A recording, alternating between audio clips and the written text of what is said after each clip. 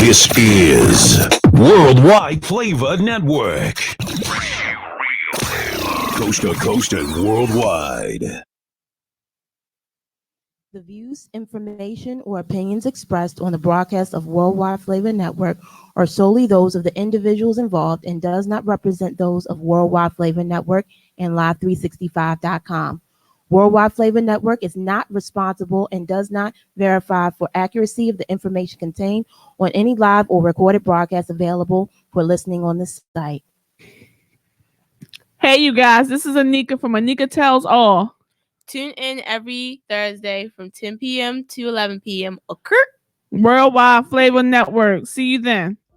This show is being sponsored by Worldwide Flava Network. If you are looking to have your own radio show, come and join us here on WWFN Online Radio.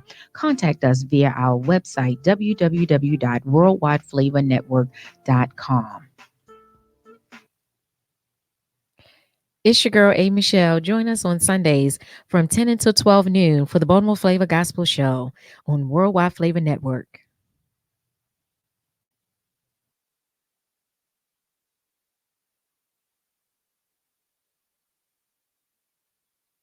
You know I'm watching you. Over there in the corner with your little friends. Watching me watch you. But dig this here. Why don't we settle in for the night and do a little something ourselves? Maybe baby. All night long, I've been waiting patiently until I get so good. We've been flirting kinda heavy, so the urge is strong. Ooh, and we can dim the lights and do everything you like. This is what I got in mind. Oh, let's get sexy, yeah, yeah. Ooh, you don't have to be uptight. No, we can do just what you like. We can do what you like, girl. Let's get sexy, sexy. Girl, I'm trying to make you see, baby, you're right where you need to be.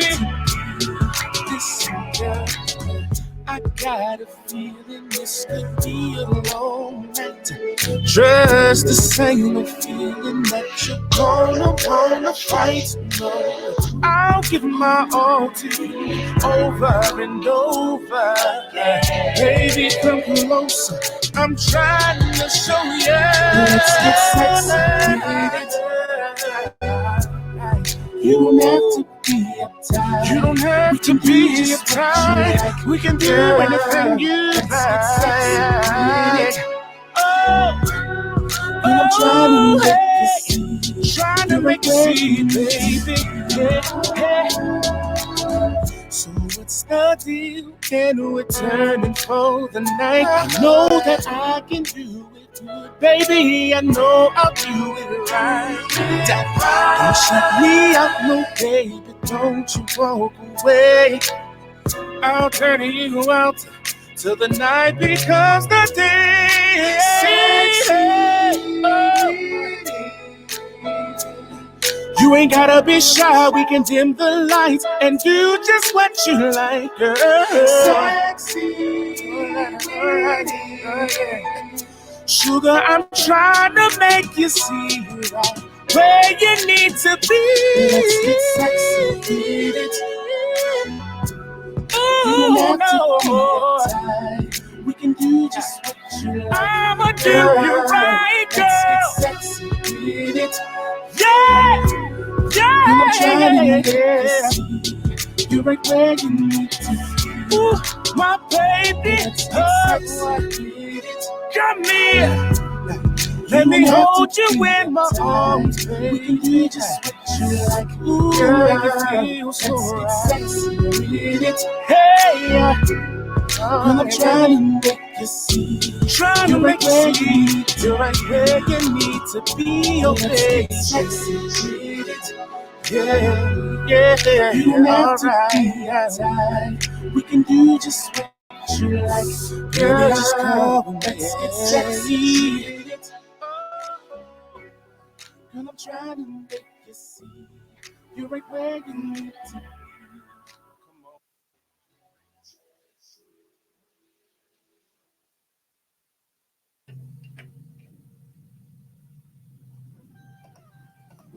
Good evening, good evening, good evening, everyone. It is Hot Topics Live tonight here in the Worldwide Flavor Network.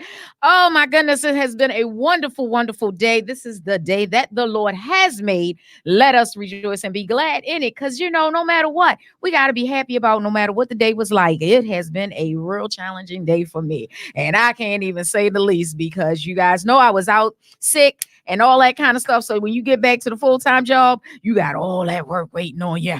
So I've been trying to play catch up, and it's been hard, y'all. Because I don't like being behind. Y'all know I like to be organized and try to keep everything on point. And the girl been like behind, like trying to play catch up. It's like, road runner, just running. But it's been great. I'm glad to be back to work. Still, I'm enjoying, of course, doing what I do here at the Worldwide Flavor Network. And so today we are just so heartbroken.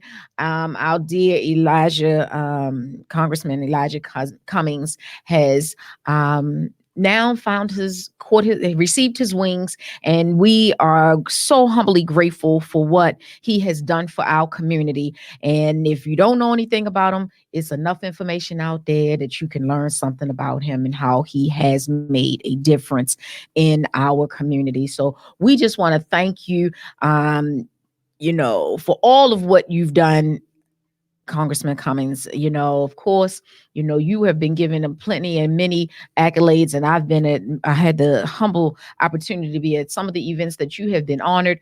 And I know that your flowers were given to you while you were alive and accolades were given to you, but it's nothing like still seeing your face in the place and different events and just making a difference in the community for us as a community, not just African Americans, but us as a community at whole. And that's what I appreciated about you more than anything, that you just love people and you love Baltimore. You love some Baltimore. And that's what we definitely appreciated about him. Our guest tonight is Arthur Jewel Guy. I'm not sure what your, impact from him has been, but I know for me, it has been truly wonderful to have had the opportunity of met him a couple of times and being in his presence and seeing how he even fights for us. If you watch anything on CNN and seeing how he really fights for us, that's the stuff you need to be watching and seeing. So how was your relationship, and how did you feel because I know I was truly heartbroken when I got that message. Yeah, I woke up this morning scrolling through Facebook Mhm. and saw that he had passed. And the first introduction that I had to Elijah Cummings was actually receiving a scholarship from him while I Wow. was in high school.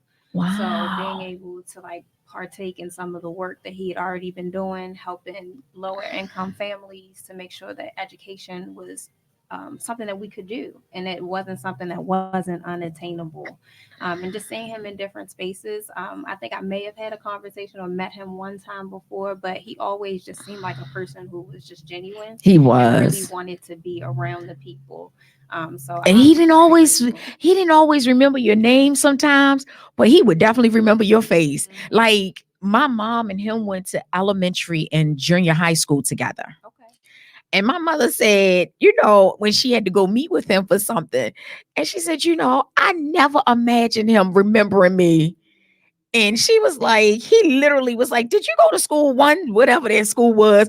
And she was like, "Yeah." She said, "I just didn't even want to try to pluck your memory. And here you remember me, but that is something wonderful, because they are grown adults at this point. Like they real mature at this point when this happened. Right. And for him to just even remember her face, that was just grateful, for that kind of opportunity, for one. And so that was honorable to be even to receive some kind of scholarship from him. That is just absolutely wonderful. I'm glad that you had that opportunity as well, because so many people don't understand. He gave so much to the community, so much for our scholarships and all the different things that he did. So and for to meet someone who's actually had that opportunity.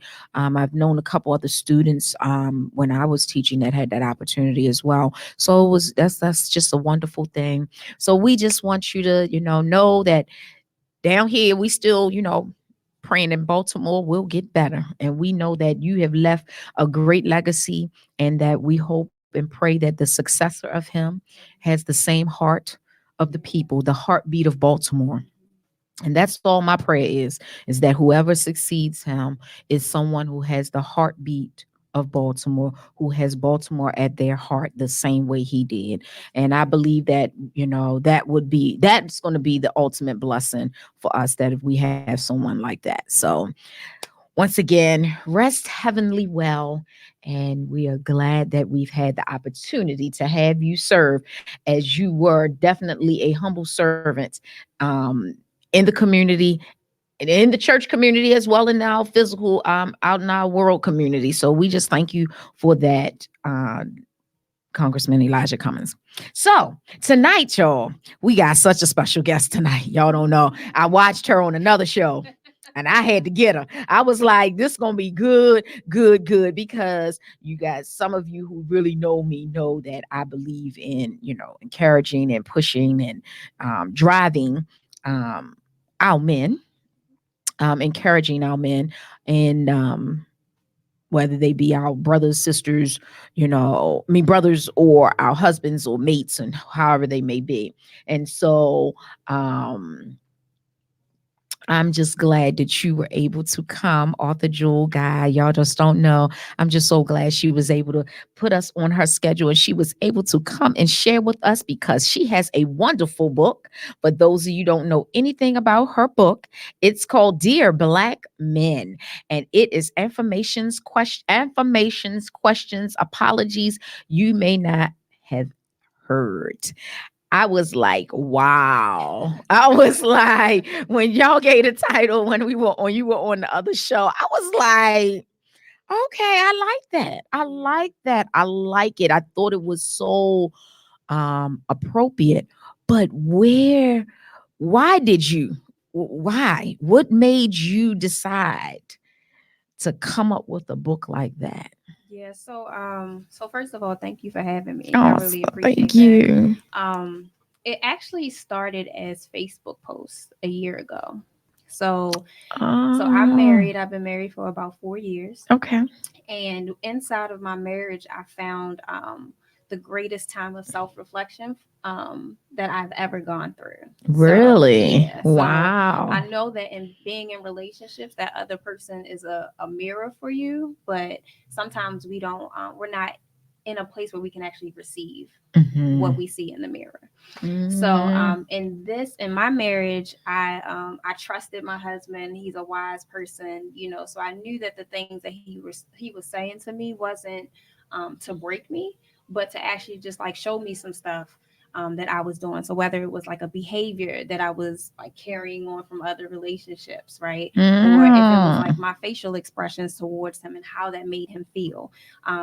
Or just like any general conversational type things, right? Because when we get into a flow, we're just like, oh, this is just who I am. This is how I talk. You pretty much take it. You did take it or leave it, right? You know how us women go. We're like, right. That's just me. That's how I roll. Right, exactly.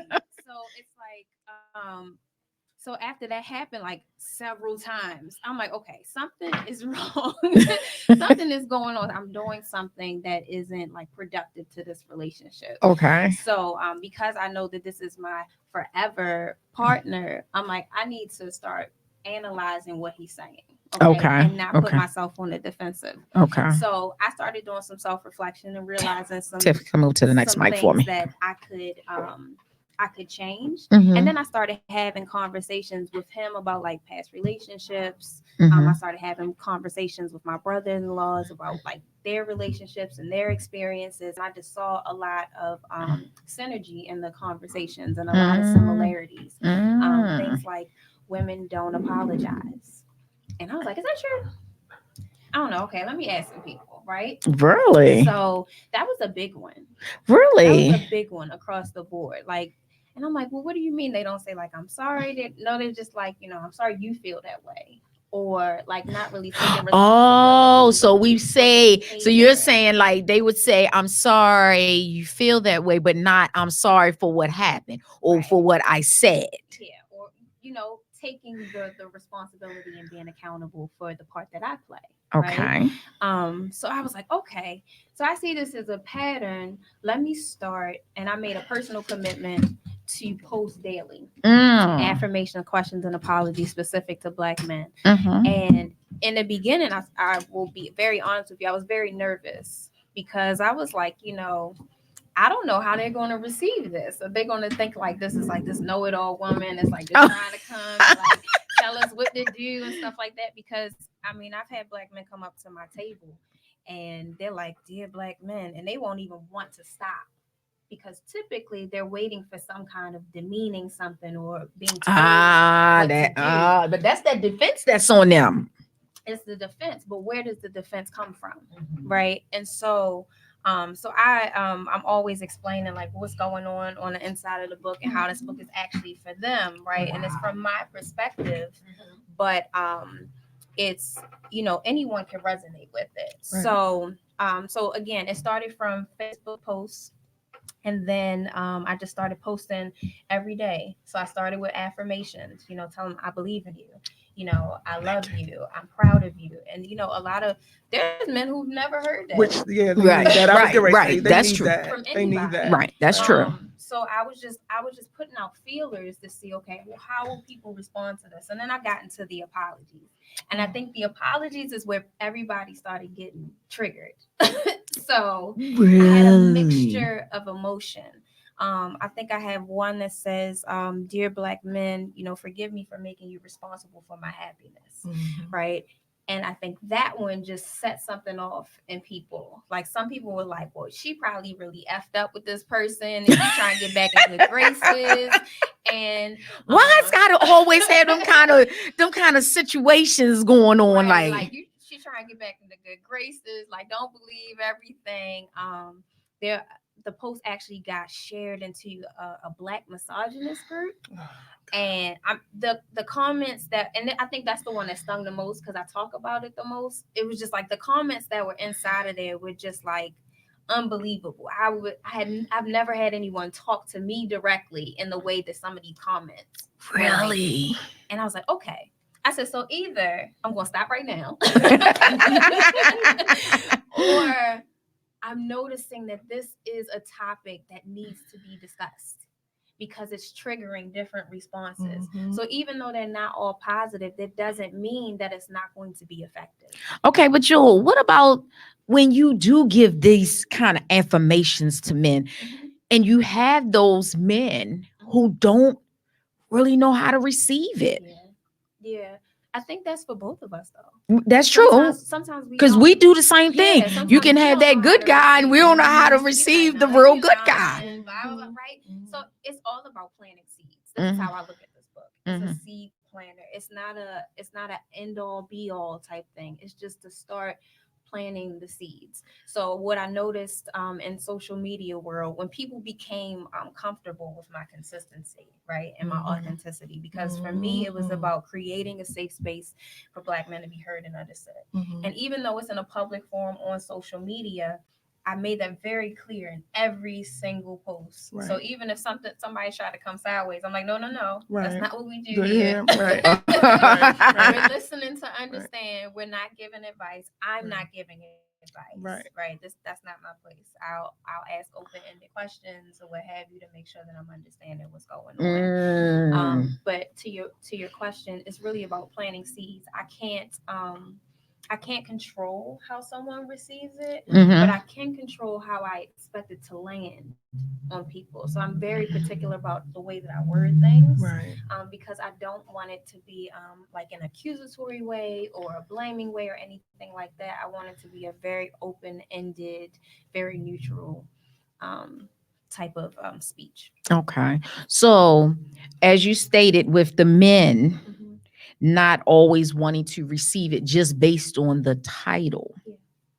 What are some things that you're doing when you are interacting with them? How do you keep them staying over or focused or keep them over and say, oh, I want you to listen, at least listen. Don't look for it to be negative. What are you doing without seeming like you are harassing them? Yeah. So like not in my nature at all. Like if people don't want to be bothered, I pretty much don't bother them. But if I see people kind of slowing down and I see them mouth, "Dear Black men," and I'm like, yep, this is exactly for you. This was written with you in mind. And so I said, I just want you to flip through the book. I'm not asking you to buy the book. I just want you to flip through it and see.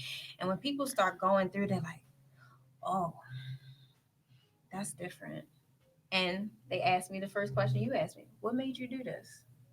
What made you like put all this effort into speaking to Black men in this way? And so I told them the same thing, like self-reflection.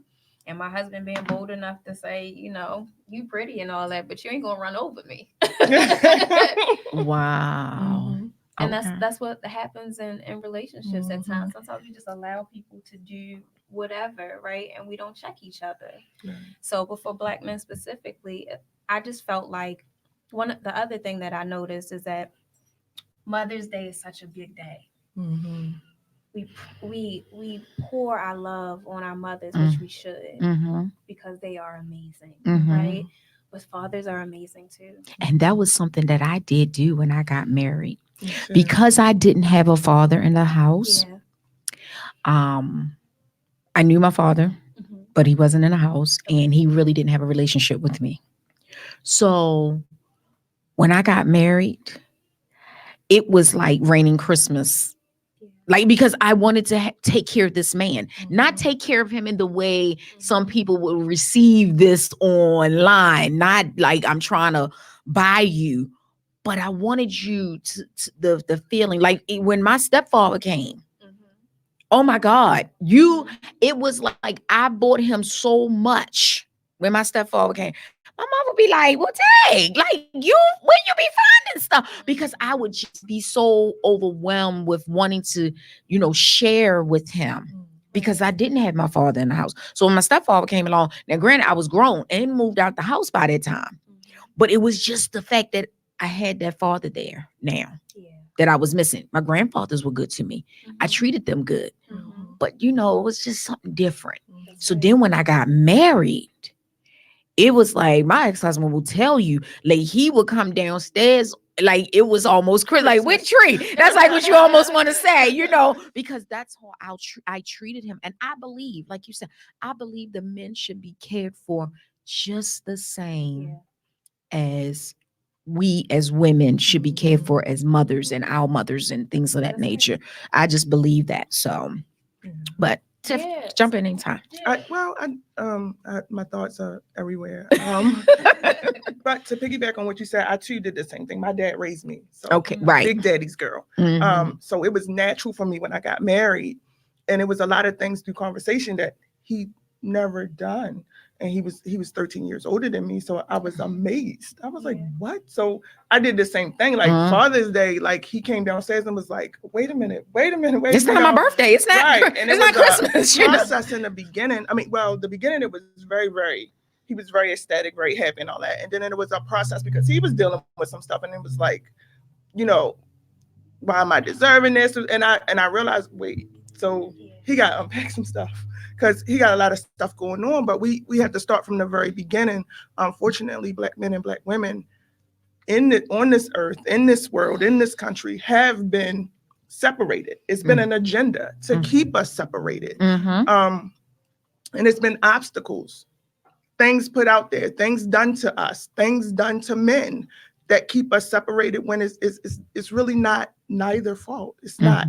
But what to me, and when I talk to my Black men and when I talk to friends, and like I tell them, it's our responsibility to put us back together. Absolutely. Absolutely, I'm not Tiffany. looking at nobody Absolutely. else. And yes, I'm going to take you as you come because you're going to be hurt. You're going to be broken, even if you don't recognize those things in yourself. I can recognize those things. I didn't recognize those things in myself. Somebody pulled them out of me and showed me those things. So now I can see those things. And so I don't get upset. I don't get angry when I see Black men angry, defensive, accusatory, disbelieving in genuine Black women, authentic Black women, Right. it's hard for us out here. I Right. just be like, okay, Right. you know, what we have to deal with Yes. in our group. in our group, right? Like you just don't understand. And Like some days, some men, I yeah, just be like, it's oh, poor just- babies. right. Like you can tell by their conversation that they are and hurt, what they're they are typing, broken. they are still broken. Yes. They're still Yes. hurting.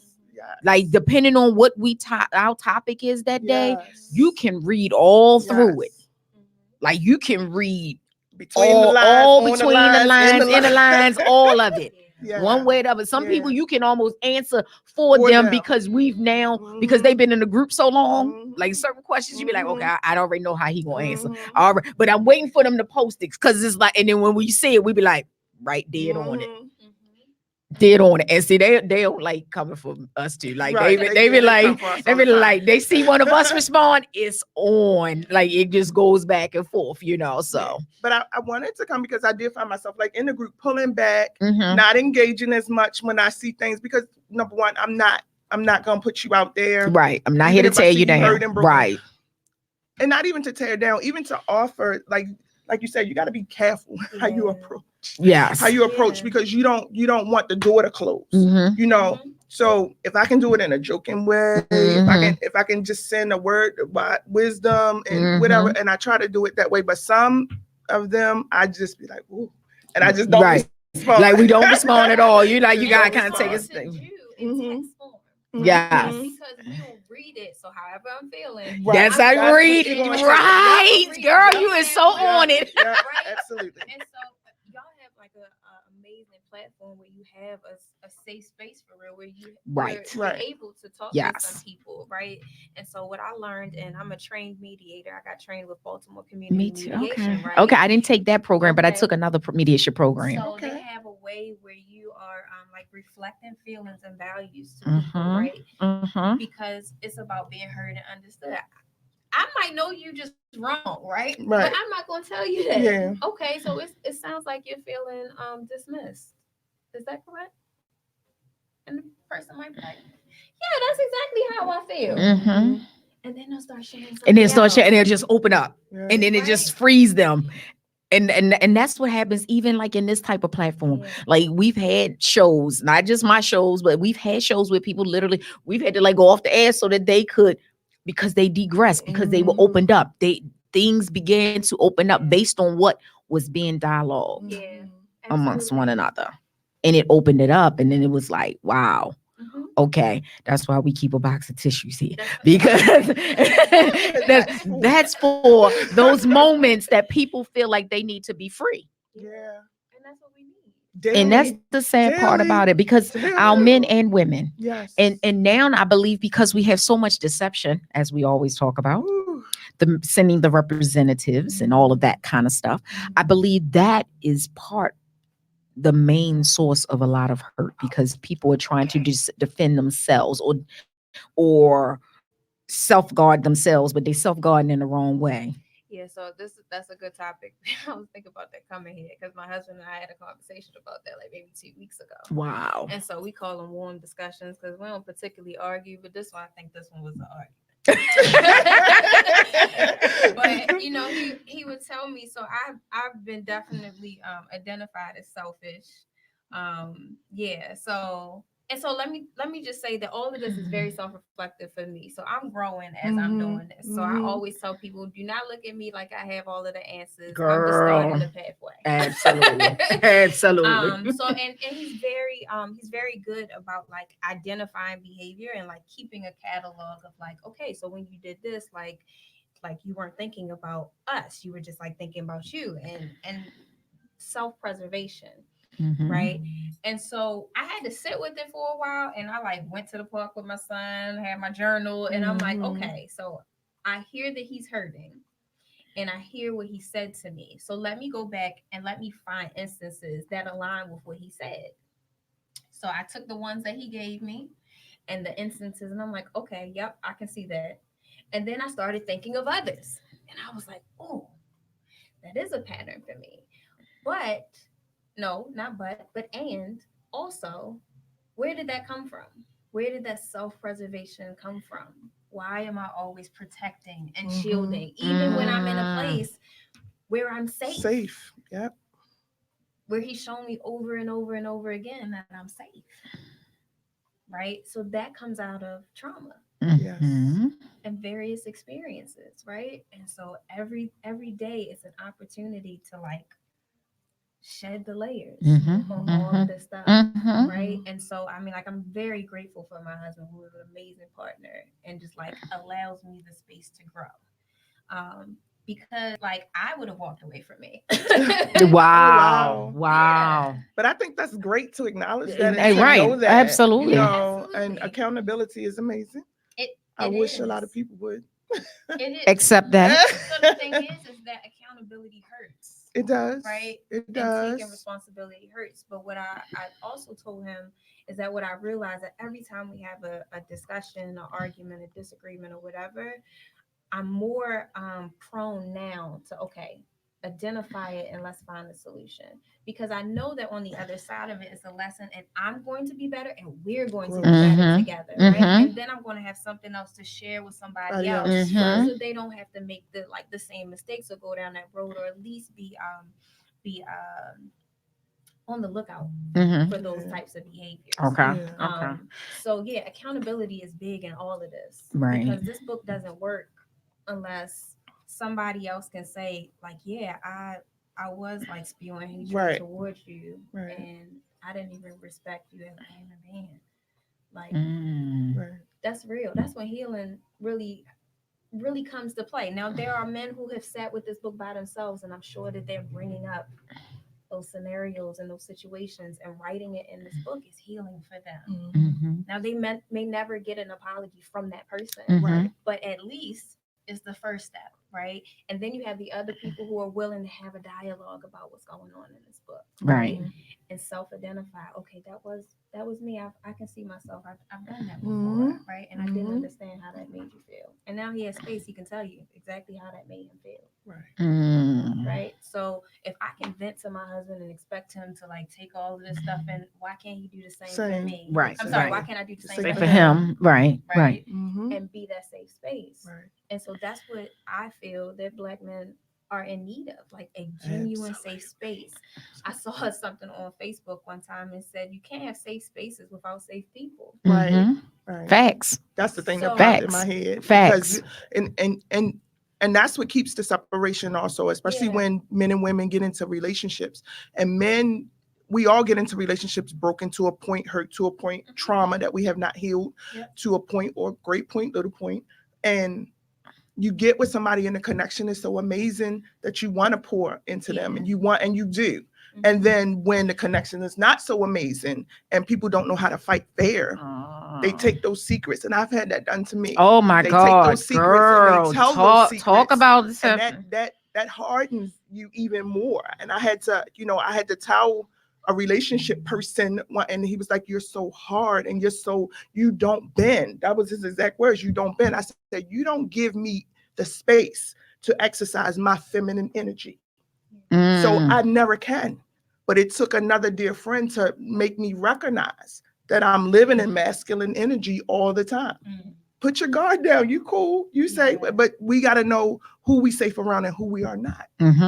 And it takes time, and it takes communication, and it takes opening it up and being vulnerable a little bit, and letting your partner know, if I'm telling you this, if I'm opening this up to you, I trust you. And I need to, even when you don't like me, I need you to keep that. I need you to keep that secret. I need you to, keep. I don't need you to revisit it. I don't need you to. I don't need you to throw it back at me, because I've been there, did it already. I know about it. Exactly. I shared with you. Tell me about it. Thank you. So, I shared it with you as a moment, but I don't need you to remind me of the moment, because it sticks with me. Right. The moment sticks with me, and that's where people make the mistake, because they want to remind you as if they're hurt. So they're hurt. hurt you. And that's the sad part with the hurt people type thing. It's sad because that defense mechanism. And then if they come out of a family that believes in lashing out, hurting, that makes it even easier. They feel that it's the green card to go. I can do it again. I can keep doing it. So it then puts you in that type of place. And that's why people today don't feel like they can trust anybody. Right. They don't feel like they have the friends, and they don't have. Tiffany and I have been knowing each other since high school. Right. Since high school. You know what I'm saying?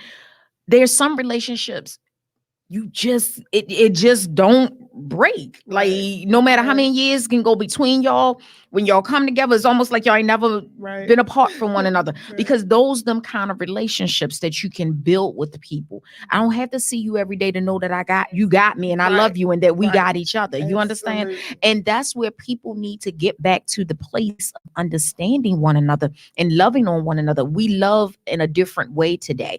It's not that agape forever love with people anymore. I love you for authentic is I love you for what you're doing for me right now. And that's not where we need to be. Yeah, I always say that to people. I say we need to get back to the place of healing relationships Mhm. instead of utilizing each other. Oh my God, for what we can yes. get out of it. Yes. I mean, Healing is so needed. It's true. I mean, listen, I've been through a lot in my life. I even think about like my best friend. We've been best friends for like 12 years or something like that. But it's been in the last maybe 4 or 5 years that we've told each other things that we've never told each other. Right? We would go, listen, I watch your kids, I do this, I do that. Okay, I'll pick you up. Right, all of the surface stuff. And she had been the one that like would share more things, right? But I've always been guarded, right? I'm like, you're not gonna get me, right. Girl, oh my God, girl, are we sisters? Are we sisters? Jesus, girl. And see, when you're an only child, like I was my mother's only child, so that made it real easy. So that's the big thing, right? But it's not until you have true, authentic relationships that you really know freedom, because then you can share your stuff and know that ain't going It nowhere. ain't going nowhere. You can relate to someone. They can share their wisdom, stuff that they never told you before. That like, okay, that makes sense now. Okay, I understand why you're like that. You know, but it takes time. It takes trust. It takes willingness, openness. Right? These are baby steps. Baby steps, because we all carry it. And men need that too. And that's why people don't understand when you say you have a friend and your spouse. I'm not saying that they got to be the end all or be all of your only friend, but you should your mate should be able to become and sit and talk to you like that's like you that homeboy, and you don't get offended. Like I'm that kind of person. Come talk to me. Take off the fact that we married. Hey, we can take the rings off if you want to. And I'm that home girl that you can sit and talk to me straight with. It may hurt me. I'd rather you tell me than me finding out. I don't want to find out. I don't go looking for stuff. Stuff always seem to find me, and I don't like when it find me. Jewel out, Tiffany, I don't like when it find me. Because when it find me, I don't like it. It's gonna not be nice. So I'd rather you tell me and let's deal with it. You know what I'm saying? Let's move forward with it. Let's handle it, and let's do what we got to do to make it work. Where are those people? Right. Like you look for that person like you, but like people had to tell me stop looking. Like years ago, when I was much younger. They wanted to Angela, stop thinking people are going to be like you. Yeah. Stop it. But I don't do that to people. Like, I'm like, why is this happening to me? I don't do this to nobody. I've never done this to nobody. Why is this happening to me? And it's like, it's a growth. It's a mature thing. It's something that God is maturing you. And it's like, okay. But when there is going to be somebody, I don't want them to be like me, because I don't know if I'm going to like them all the time. But when is it going to be a person that is authentic, real, and accept you for being authentic and real? Like people go in with the representative, and then they want to come real, and you like, this is who I am all the time. Yeah. So my husband and I talk about that a lot too, because I tell him all the time, I'm like, you're just so free. You know, you're just yourself at all times, right? And I've come into that place where I'm like, yeah, you're gonna get me just like me. Mhm. You're not gonna get nothing else, right? Yeah, there are moments where I'm like smiling and happy, and then there's other moments where I like to be introspective, and I'm not gonna give you no smile. I'm just Mhm. not. I'm not in a Okay. place where I feel like that. Mm. You know? Okay. And so I feel like we have to be. I want to be in a place where I can be authentic to all of my feelings, and not just one. Right. The one that's like people like. Okay, Right. that's nice. I Right. get it. Right. Mhm. That's usually my regular anyway. I'm usually very even, very peaceful, no problem. But there are times where I might slip into depression, or I might not feel like being talked to, and those are the days that doors stay closed and I can't interact in those moments, right? And that's true because, like, when I had a roommate, this was when I was in my younger days, and she couldn't understand because she had a sister. She lived with somebody. She always thought something was wrong.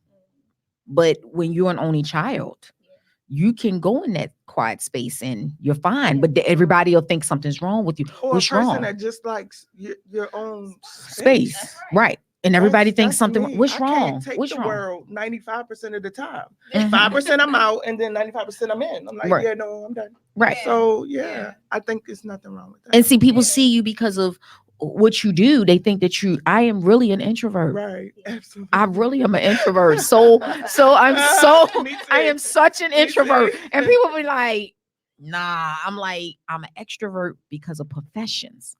All of my professions require me to be an extrovert. But at the end of the day, I am an introvert because if my girl, basically, if some of them don't really call me, I don't pick up the phone. Like, I don't call nobody. That's just me. And it's not that I'm being mean. I'm trying to do better. Like, I've done so much better in 2019, trying to at least check on people. And like Nate now got this thing where he always saying it on his show, check on your friends. And when he says it, like if I watch his show and he says it, it'll trigger somebody. Never know who it is, but it'll trigger. And I may just saying hi. I even sent it to him the other day. It was like, just saying hello. Those kind of things, because we get so busy, as he said, we get so busy in our day. And that's how we need to be with our spouses. Some people, as you know, we just had the question on the hot topics about, do you think your spouse need to know where you are all the time? And Tiffany answered exactly the way that I was planning the answer, so I let her answer be the answer. But it was because people want to sit up here and be like, no. Everybody was like, no. But at the end of the day, triggered people. It was so many triggered. Oh my gosh, that topic just took off. Nobody's talking about anything about people. Safety. Automatically thought control and right. The negative. Nobody controlling me. I'm right. That ain't my daddy, baby. That's not what it's about. You have a mate. You have a partner. Yes. And in this world, I want to know where my man at. Right. No, you ain't got to call me every 2 minutes, every 5 minutes, every 10 minutes. But babe, I'm going to play basketball, babe. Okay. So if something pop off, I know where to go and how to go. I don't. When a friend of mine literally was found dead in the ATM building in the machine, his mate, she literally had been calling his phone all night long, and because he went late night to the ATM, he had a heart attack. No one found him till the next morning, right? Because he went late night, and he was in a community. You in that community, ain't nobody moving late. Like, it's one of them kind of like Pikesville, Georgetown. It's one of them. It was in one of them communities where it shuts down. Ain't nobody moving. The way there, so just a phone call, babe. I'm going to stop at the ATM in Pikesville. Yeah, I'll do that. If my husband is like leaving out the door, he'd be like, "I'll be right back," and it's late. Where you going? Where you going? Right. And he might give me that look for a second. He's like, all right, I'm going up the street or whatever. We have no problem with communicating where we are, right? And I'm the same way. You ain't got to text me. It ain't right. It ain't got to be in detail. Give me some basic but just the thought, the thought. Like, even I'm telling my friends, like, me and our girlfriends do it. Like, we tell each other, if we all hanging out and we all going 3 different directions, text and let me know you got home. That's all you got to do. Ain't no big deal or none of that. One of us might talk all the way till we get to the door, but the other one may not. So we just on text. And that's what's important. It wasn't even about trying to control and get in your business and all that kind of stuff. But how many men have left the house and didn't come back home? Exactly. For We're different doing minor non-threatening things. Right. I am raising still a man child. Ain't no way. And I had to break him up. I'm 20. I don't care if you're 105. If I'm still on this earth and I ask you where you're going, just give me some general details. Right. Because if something happens, I coming to get you. Right. Or I don't even know where to begin to look for you. Exactly. That's it. You don't have to write a dissertation about, I'm going to be with John Michael Kenny. No, babe, I'm going to play basketball. I'm going over my father's house. That's it. That's it. That's it. Yeah. No, it's not about control. It's not about I'm trying to take over. I was amazed by oh my gosh, I couldn't believe like, that's where we going with this? That's not where we going with this. I was like, okay, it just really went there. So that brings up a great point though. Mm-hmm. So we have words that seem like they are common to everyone. Mm-hmm. They mean something different to everyone. Just like Correct. we were talking about love. I love you, right? It means something different to you. Right. It means something different to you. And it might mean something different to the person that you're in a relationship with, right? Correct. And so when you're starting that relationship, okay, I love you. What does that mean? What does that look like? Right. So that when I hear it from you, I understand what you mean by that. Absolutely. Right? Because I hang up the phone and may say, if we girls like that, some of us hang up the phone and it's like, all right, especially if it's one of the ones I don't talk to on a regular. All right, love you, girl. Bye. Yeah. You know what I'm saying? So, but I know that the love that I have for her is a sister love. Mm-hmm. You know what I'm saying? Is that definite, genuine sister friend love. Mm-hmm. But when people say it to males and females or people who are in significant relationships, regardless of what your sexual preference is, when a person tells you they love you, especially that first time, tell me what that looked like for you. That's right. What does that mean to you? And how do you respond to people who say I love you? Yeah. Or if you're not ready to respond, because I may like you, but doesn't mean I love you yet. Mm-hmm. Absolutely. So so in that moment, I didn't actually mean like saying I love you back, but me hearing I love you from someone else, what type of response actually happens in my body? Because sometimes we might get butterflies. Sometimes we might have a flashback of something somebody else said they love me. And they said it too soon. They may slap me or something, right? Like it's a lot of stuff that we don't unearth when we're having like these interactions. I learned that with words, Mm-hmm. and I'm free flowing. So what it is what it is what I say, and I have said that to men, but I meant I love you, black man. I love you. I didn't mean like I'm in love. Calling you to come get me. No, that's a different type. Trust me, you would know. So I had to check myself because I was like, wait a minute. Well, how is this? What am I giving off to make them think that?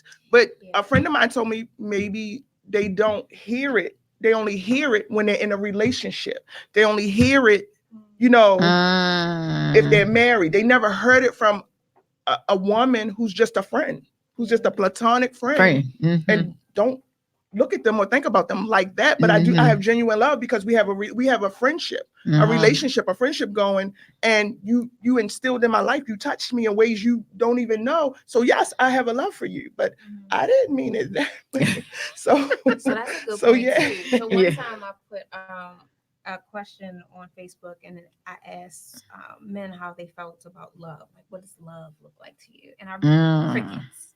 Are you serious? But I actually wasn't that surprised by it because we had just read a book not too long ago and it was saying that, men need respect and women need love, right?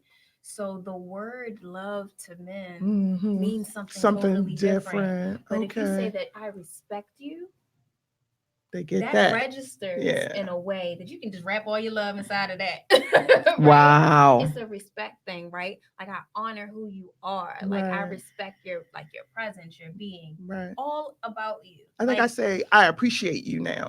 That's what I tell them. Right. I appreciate that all you. the time. So respect is a really big thing for men in general. But do they? But yes, it is. But then you find that men, what the level of respect do they give or allow themselves? Like, because so many people come with such the representative, and then once they get in and they really feel like, oh, I really like her. Now he want to come out and be the real him. So now she done lost the respect because now you done lied about who you are. Very true, right? And so that's a case by case basis, Mhm. right? So I try my best to do. So this is called Dear Black Men because I want the attention of all men who identify as Black, right? Okay. Okay. But I want each person to be the individual that they Right. are, right? Okay. So I can't speak to how, the people who send their representatives first and all of that stuff, right? Everybody does things for different reasons. Right. Now you got to deal with the consequence of whatever happens after Right. your representative have come up and, whatever falsehoods that you Right. created, right? But at the same time, I feel like we all need to be equipped to start having the actual authentic and transparent conversations from the get-go. Mhm. From the beginning. Very beginning.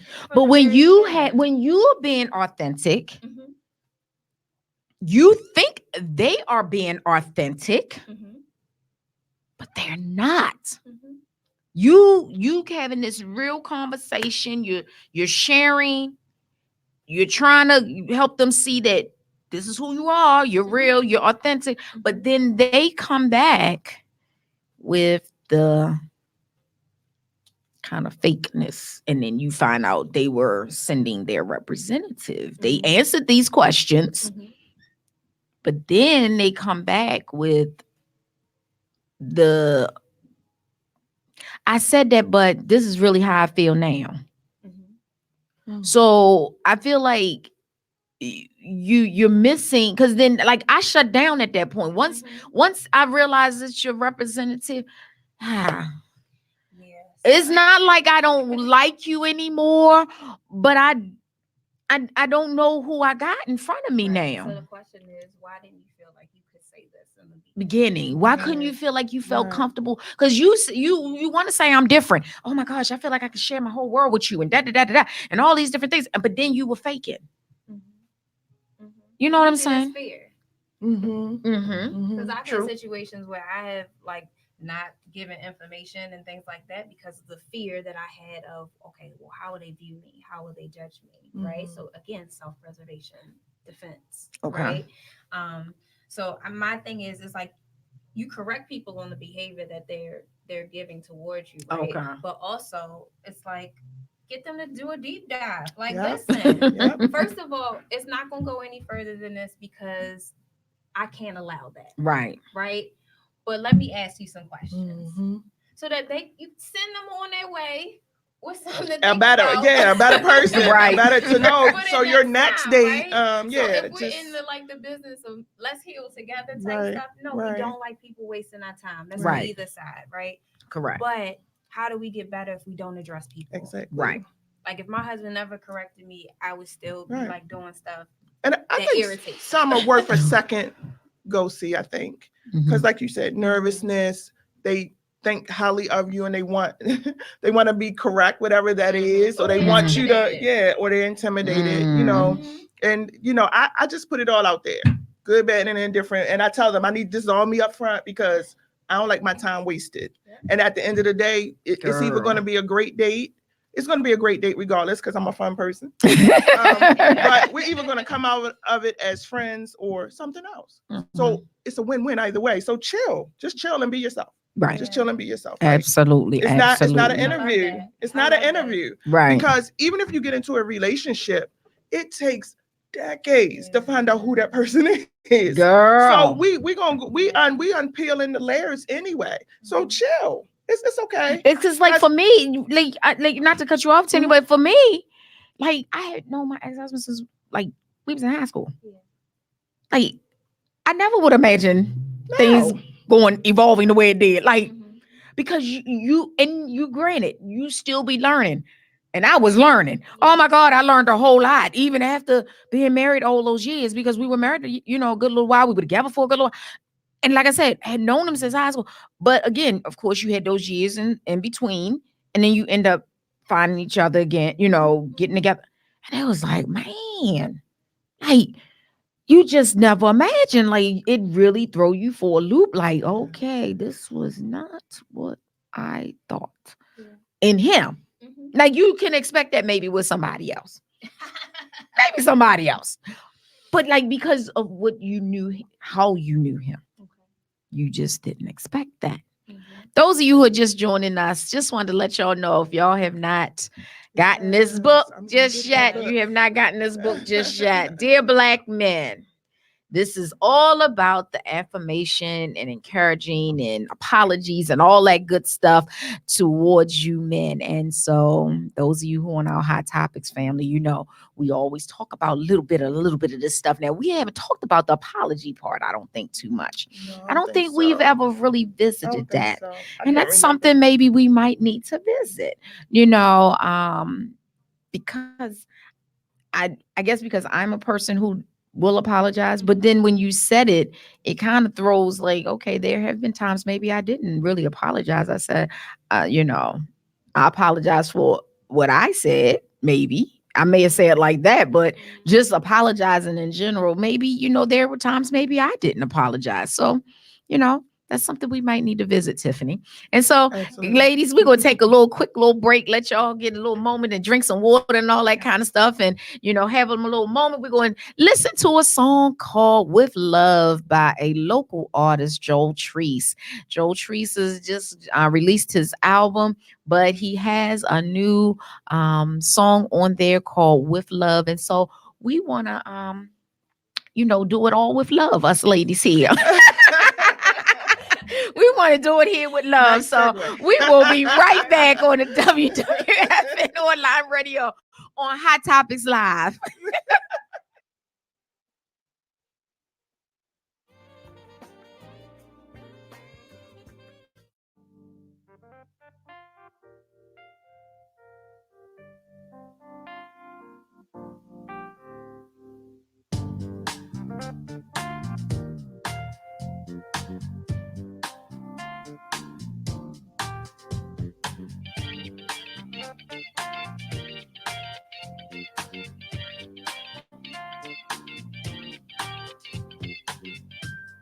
Visions in the mind, they tend to speak to me, telling me what's wrong in this world and how it should be. If we turn back the hands of time, we'll see that all we need to be is love. Love. All we need is love. Love.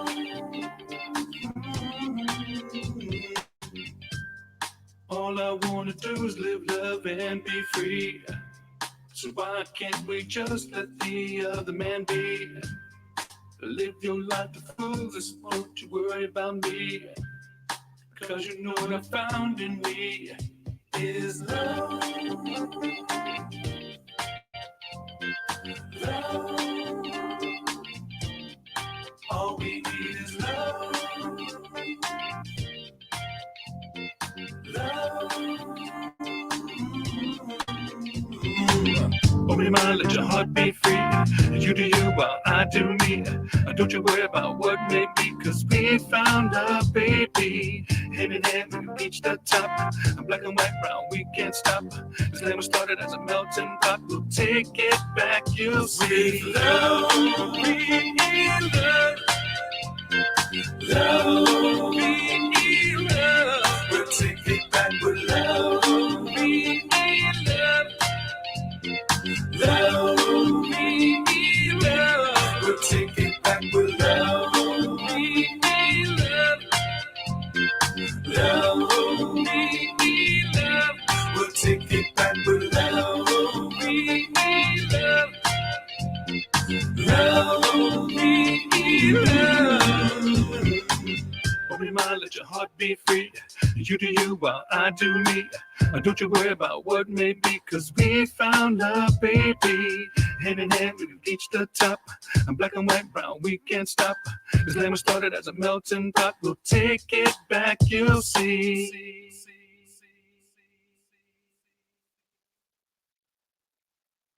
Worldwide Flavor Network.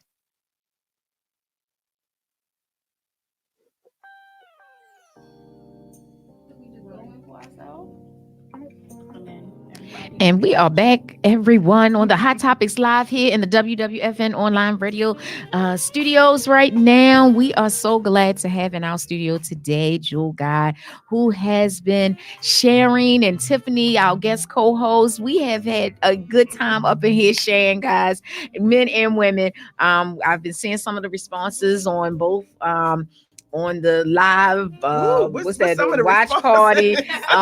Actually, I had let's see, let's stroll back. I had one of my regular watchers. He was like, that statement means a lot to me.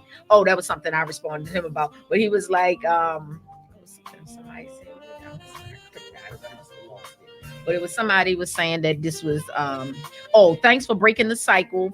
And there was something we were talking about earlier on in the show that he was like, a guy named Brian said, thanks for breaking the cycle. And it was talking, I think when we were first talking about the reason for you doing this book, and that's what he was responding to. And so, that's something that where can we get the book? That's what Okay. Tish just asked. Yep. So you get the can information. Yeah, you can get it on Amazon. So if you put in Dear Black Men, Jewel Guy, it'll pop right up for you. If you're Prime members, then it'll be there tomorrow or the next day. Okay. So that'll be on Amazon if you need to get. That's the only place you have a website or anything? Yep, so I have a website. It's www.jewelguy.co. Also, if you're in the Baltimore area, there are copies inside of Flourish on Oh, St. that's my Paul. store. Oh, sorry. Okay. Yeah, that's right. Inside of Flourish, also Wisdom Book Center on Liberty Heights. And right now it's over at Breaking Bread on Washington Boulevard. So if you're going to Breaking Bread, make sure you get their sticky wings and a book. Okay. Okay, sticky wings in a book. Okay, okay. I love that. Oh my goodness, this has been such a wonderful opportunity to even just share with her, but just for what the purpose of this book is. If anybody knows me and know that I believe in encouraging men and women, and this having a book that literally affirms our men, and as she stated earlier, sometimes we women really do not apologize. We say something with the word apology in it, but did we really apologize for whatever the situation was? Just let that sink in right there. Just think about it before you respond and say, "Oh, I apologize." Just think about how you apologize. Yeah, my husband says the best apology is change behavior. Yeah. Yes. Yeah. Absolutely. I'm a firm believer of that. Yeah. So if you apologize, that means you're going to do something different. It doesn't mean that you're going to get it right the next time, Mm-hmm. but that you're like making a consistent and conscious effort to do something different. Absolutely. Absolutely. And I do believe that is so true. The behavior. And that's something that people constantly want to talk about is their behavior, but then they feel like people are changing them. And I don't believe that it's a thing where we're trying to change a person. I don't believe in trying to make someone do something that they're not, that they don't want to do, or try to change them. That's not it. But I do believe we should enhance one another. I believe that if there's something that you see that just not ladylike, or something that a man should be doing, and I'm speaking of a derogatory thing more than anything, encourage them. Don't beat them down about it, but encourage them to do something different, or show them something different. But it's not that you're trying to change them. It's just that some things is just not becoming. Yeah. And so every relationship is different. Yes. Right? And so I heard the word should. And so that triggers me every time. Because like we all can tell somebody what you should be doing, right? You should do this, you should do this. I always say that should is a matter of opinion. Right. And what I will do is a matter of choice. Mhm. Right. And so if it's presented in a way that you're showing me like this is going to help us, how it's going to be the betterment, instead of feeling like do this. I need you to do that. Right. And that's what I say. It's always about how you say something, because it is not about that. Delivery is so important. It's not about I'm beating you down, telling you what to do, showing you how to do it. No, say it with some grace to it. The same kind of grace God gives us. Say it with some kind of grace to it, that it goes over like peanut butter and jelly. Right. In the way that you would want to receive that you will want it right? to, right. So the way that it Lovingly. would make you feel, right? We Lovingly. all Yeah. receive it differently, right? Mhm. There's all Mhm. different love languages and stuff like that, right? So give it to the Absolutely. person in the way that they can Receive receive it, it. but with the same type of love, grace, Mhm. you know, and affection that you would want it. Absolutely, So- absolutely, and that's so important because people don't do that today. People just lash out. They, this new thing of I'm real. That's Oh, just God. me. Oh. That's just as you said earlier. I'm just how I am. Just accept it, take it or leave it. That's good in some aspects. Yeah. But we have, and I'm not just speaking about men. Sometimes we don't do our sisters good. Sometimes we might need the Dear Black Sisters kind of book because we don't always treat our sisters fair. We don't always treat them with the same kind of love, the same kind of admiration and affirmations and all of that to them as well. We got to do better. Instead of saying something, they see her on TV or they see her on Facebook and they so quick to want to find the negative in what that picture says. Did you think she might be hurting? Did you think she might be seeking attention and need that sister love? But you ready to beat her up on Facebook. You ready to tear her down on Facebook, Instagram, whatever, any of the social media. They quick to want to tear each other down. And that's the same way with our men. We quick to want to tear that man down for his wrong. But what did you say or do to be encouraging? And granted, he might be wrong. We don't reward wrong behavior. I'm a firm believer of that either. But we don't need to be tearing them down. And I just don't believe people. Sometimes people, I think, put too much on the social media. Mm-hmm. Way too Way too much. Like your relationship should not be on Facebook, Instagram. No grams, no none of that. Like if y'all trying to work it out, then y'all work it out. If you live in life, how you posting every minute about it? Just my opinion. Absolutely. Facts, Tiffany. Facts. It's facts that people don't recognize that it is important that we be careful. I've seen women beat down men by the things that they say. Yes. And don't get me wrong, men have done their share too now. But I'm speaking of the men because that's what this show is about tonight. And that was something that I was adamant about not doing. Was, seeing men be torn down. They already beat down enough by society. Yes. By society all by itself, let alone anything else that comes along with it. And so we have to change how we treat one another, men, women, Absolutely. because that filters down to our children. It filters down to our children. And I believe that's part of most of our problems today with our kids. It's because of what they've seen in their households or in their community. Because can't say it's always in their households, but in the community in which they are a part of. Because we had a guest on another show, and I'm gonna tell y'all, she said something that was so profound. I've never heard of this before. She was on for domestic violence, and this is domestic violence month and everything. And she said how she grew up in a community where the entire community was being beat by their husbands. The boyfriend, husband, where whoever they was that significant other they was living with, the whole, like, we sit outside on the stoop talking, and that's what our conversation was, how he beat me. And it's like, I think about when people used to say, what did you do for him to do that to you? Did she not say enough affirmation to him? Did she not encourage him enough? No, that's not the case. It's toxic people. It's toxic men and women situations out here. It's Right. toxic people. And so don't go, listen, I love this book. I do already. I haven't even read it, but just Mhm. from the conversation. And I think it, like you said, it's a way to start having conversations. It's a way to start thinking about Healing. you and Mhm. healing Mhm. and how, you know, the things that you do in your relationships.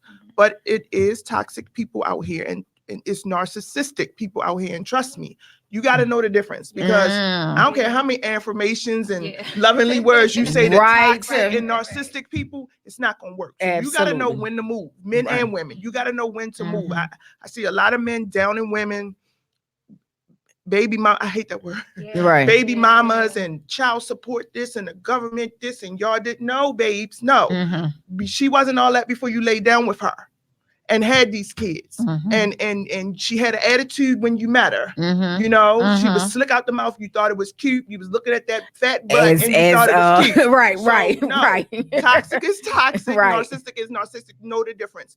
And then move forward, because we all make mistakes. We all have gotten into relationships that just wasn't for us. Mhm. These babies should not have to suffer. Right.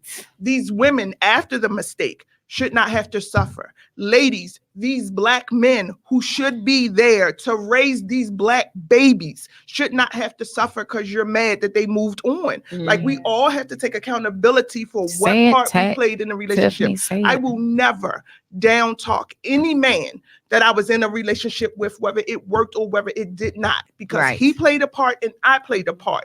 And sometimes we just choose the wrong people, Mhm. and it just didn't work. Mhm. I'm grateful for the relationships, for what I learned and got from it and what was taught to me. Absolutely. And hopefully, I hope he's grateful for what I gave him. Mhm. We did the best we could and move on. That's it. That's it. That's it. That's it. My son is 23 years old. He loves his father, Mhm. Mhm. because I will never, ever Absolutely. down talk his father. Mhm. Not ever. Mhm. He better than toast. That's what we doing. Mhm. Right, right. Absolutely. That's it. I will Absolutely. never do it. I will never Absolutely. do it. And it breaks my heart to see these women hurt, and it doesn't justify, and you're hurting these kids, Mhm. Mhm. you know, and and to see these men hurt to where they can't even move. They moved on, but they haven't moved on. They Mhm. can't. Where are the good women? You bypass them because you so hurt. You got your Right. your Wakanda up that And got blinders on, so you seeing anything, straight I what's could in front of speak you. like her, or say something that she said and you triggered all over again because you haven't healed from that. And you want to put all of us in the same box, and we do it too. When we're triggered, we put them all in the same box. And I don't care how because your growth, it takes a lifetime. You're gonna grow until you die. You're gonna evolve until you die if you do it. If not, you're gonna be stuck in that little ball of misery. And I thought I was doing great until I had a conversation with a friend about some issues or whatever. And he was like, "You still doing that?" And I was like, "Oh shoot, I didn't grow from that." And I was like, "Oh, okay." But I didn't think anything was wrong. I thought I was protecting someone. And he was like, "No, baby, no, you protecting you." Move on from that. So you have to have people in your life. I love you dearly. You don't even know, Angie, what you bring to me and make me think about. Tish too. That's my girl. Y'all make me think about so many things that I never gave too much energy and thought about, because I am a loner. You know, I have a lot of friends, but I'm very much We know a lot of very people, much but we're introvert, right. very much introverted. Yes. Could stay home, but no, if I do, they would just come knocking on my door. So I get up and go out. But yeah, and so when I do go out, it's always with purpose, you know, even if it's just a function with a friend or whatever. I love artsy stuff, the theater and all that stuff, poetry and all that stuff. But it's always to bring, like you said, I see black women every day, all day. Oh, pretty boots, nice shirt. You know what I'm saying? Just uplift, because and you can see the ones who, just like the men, they don't get compliments. They don't get, or they think it's a motive, or why is she looking at me? And I'm just like, I think it's sad. I think it's sad that you can't express and interact. And we should have a better, as black women and men, we should have a better connection to each other. And we don't. We don't. It's such a gap. It's because there's so much hurt, Tiffany, that gap is there. Because you can be in a store and you could walk past a gentleman. You may be married, but doesn't mean that you're trying to talk to the Talk to man. him, right? You just saying You have hello. that smells good. What you have on Right, today? right. And Wasn't think you trying to flirting. holler at them. They They think you flirting. flirting. You know, and it's like, or they give you this look, one or the other, and then they see you with a ring on. They thinking like, why? Why is she saying something to me? That's a nice tie. That's a nice sweater. You know, doesn't mean that somebody's trying to Right. come for you, Right. pursue you. Like, can we just be genuinely kind to one another? And that's what we've lost. One, because of the phones and the texting and all of that. People lost all of the connections we had with family and friends. And you know, as they talk about it, we've put all the other things in between, so it's this gap. It's a gap there, and it's lost until we get it back. And as I always say, social media, radio, TV is what began the division. It's going to take social media, video, TV to bring us back together, but it's going to be about the platforms that present it. Everybody's not going. Everybody don't do it. Right. Like literally, you almost just don't want to watch it because of so much of what's going on.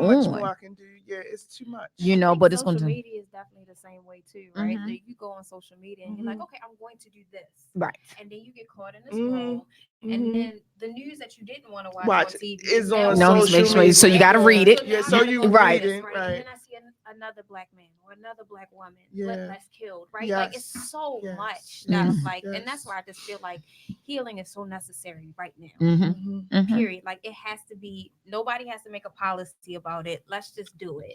Right. But people have to be open and ready to be healed. Absolutely. They gotta want to be healed, like, because some people like to hold on. They want to just hold on to what she said, what he did. And I'm one of them kind of people. I let it go. Like I'm not going to keep revisiting it.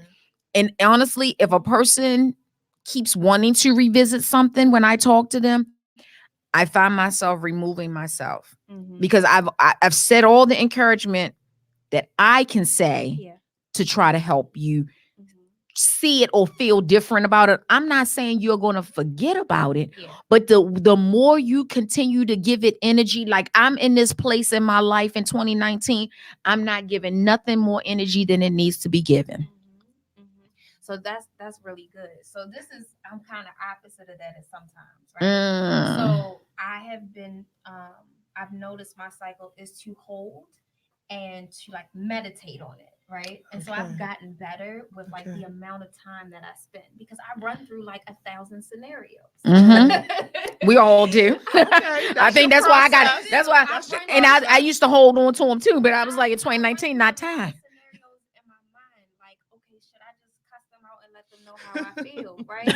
And typically that never happens, because I'm like, no, that's really not, that would probably make you feel good in the moment, but that's not really what you want to do. Right. Absolutely. You know, and then it's like, how do I make myself like okay with the situation, especially if it's someone who doesn't want to talk about something, right? And they're just like going on with life as if like nothing happened, right?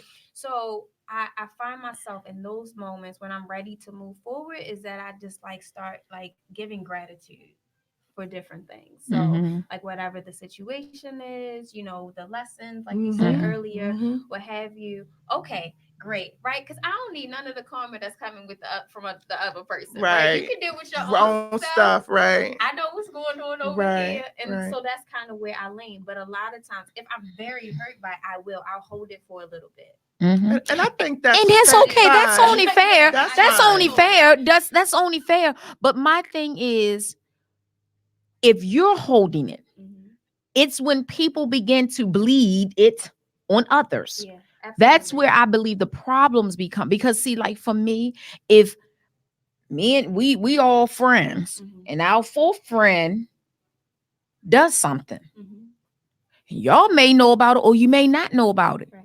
But I'm not gonna bleed it on you guys, because I gotta deal. They did it to me, so I gotta deal with it.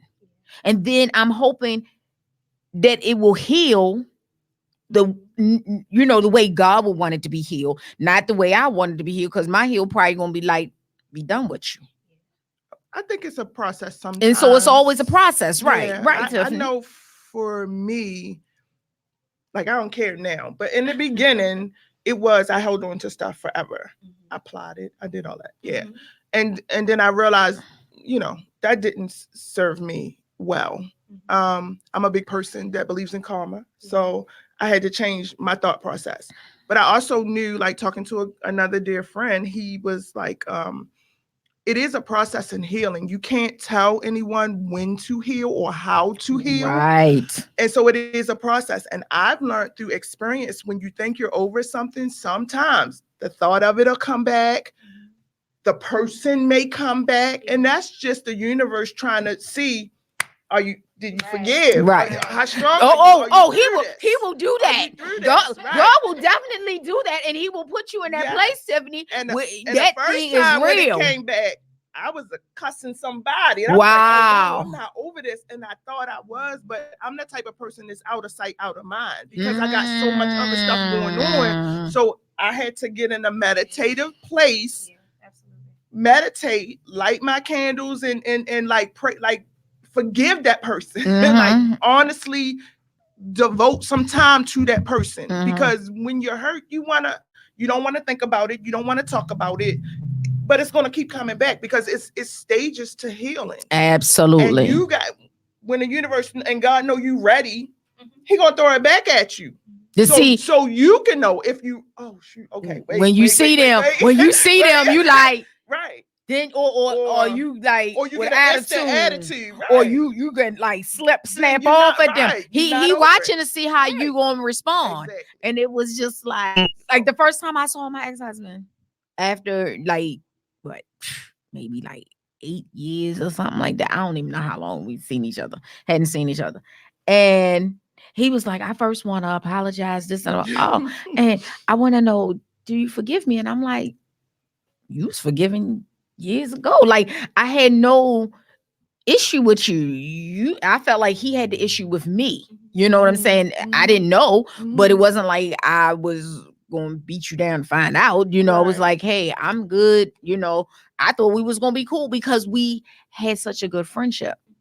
And so when the friendship was gone, it was like, wow, dad, I thought we was gonna be amicable. Okay, at least I thought so. But like now, we cool.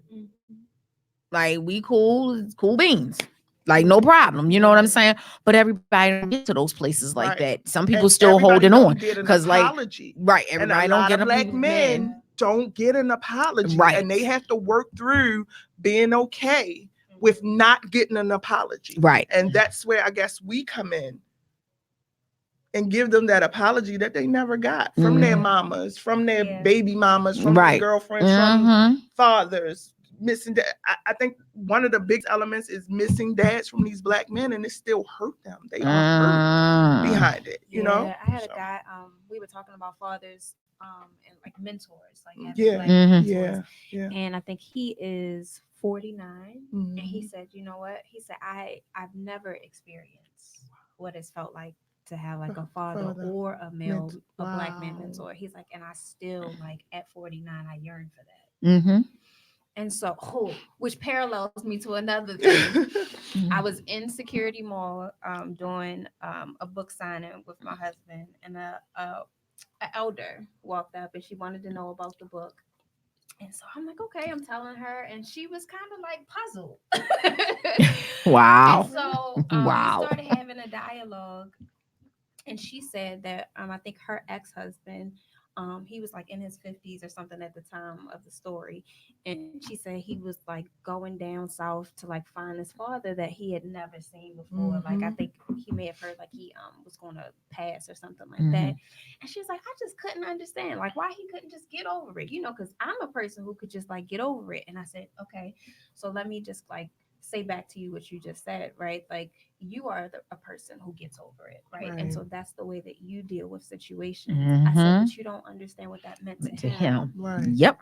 Right. I said, so even though he is 50, whatever, you don't know what place that 5-year-old or that 6-year-old inside out of him. Fast, say it, Joel. Say it, Right. say it, So say I it. read a book one time. It says whatever trauma you experience at the age you experience it, every time that you're triggered, you go back To that age. I and read that book. you Yeah. do that behavior, Mm-hmm. right? Mm-hmm. And so like I had to look at my own life. Like, yeah, why do I feel like I'm like lost and like a child? You know, it's those same things. So it doesn't matter that he's a man, Right. that he has this stature, Right. that he's a certain age or what Right. have you. Like trauma is trauma, no matter who the person is. No matter who it is, no matter who it is. And it is so, so true.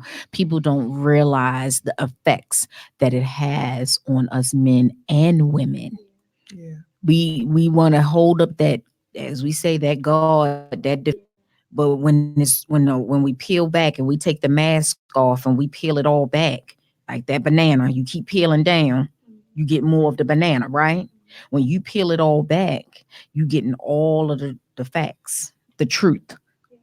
And we can't speak for other people. Like a person's, oh, I would have got over it. No, But just because you get over it, that don't mean you healed from you don't mean you heal it. It from just it. means you tucked it somewhere. Right, Something else is absolutely. gonna trigger And something that will and- trigger it right. because, for instance, my father and I did not have the greatest relationship. You know, I didn't have any hate for him, but he chose to live the life he chose and do what he was doing and wasn't really involved with none of his children the way he should have. His son a little bit more than his daughters he was involved with.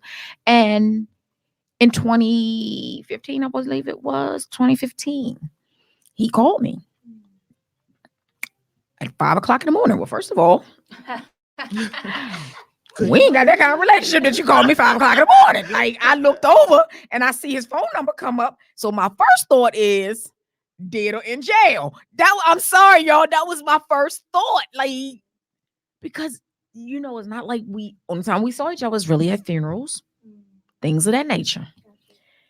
And when that whole piece, but then I knew it was God.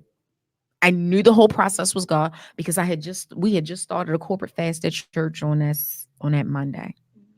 That Wednesday is when he called me. And I said, you know, I knew I was healed from it, but I believe God was saying, I want to just see. And he put that thing in place. And it then ever evolved our relationship. Now, granted, he has yet to talk about the past. He has yet to say anything. I'm sorry for not doing da da da da da. I mean, even some of my own family members was his own family, his family. I don't know if I could have did what you did. I don't know if I could have did that. I said, well, honestly, y'all, I knew it wasn't about me. Right. It was what God wanted to see where I was and how I was going to handle this process. So I knew that whole process was not about me. And so at this one, because even one of my uncles was like, they were all like, did he ever apologize? Did he ever do that? Da, da, da, da, da. No, and if he doesn't, I'm okay with it now. Because I'm at peace. I was always at peace.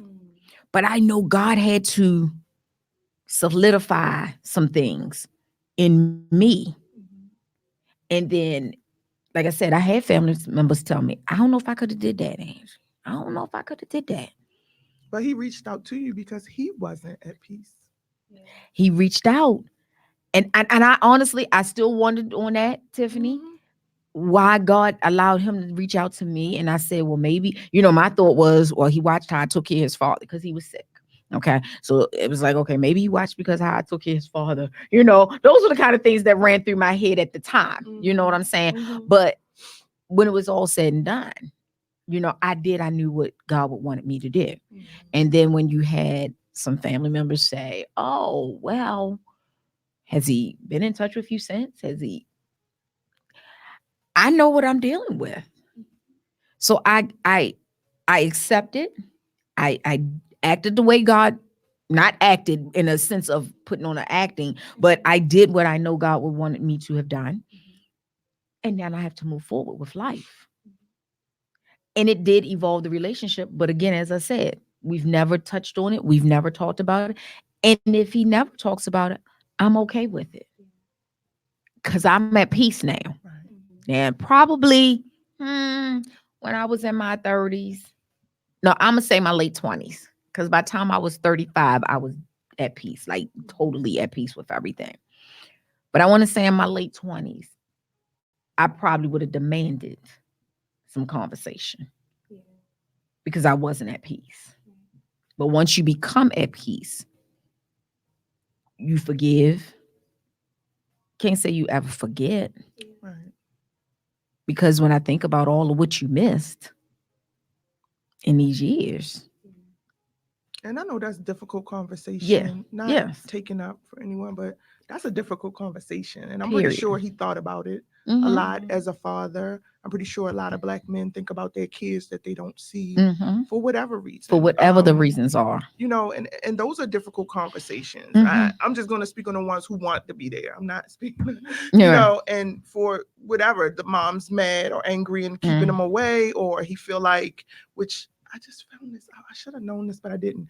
Which some men don't come around if they don't have a job or can provide something because they feel like they're less of a man, which blew me. Yes, Stephanie. That Presence is so mean I don't get come, don't bring nothing, just you. You are the something. Woman who's the mother encouraging that.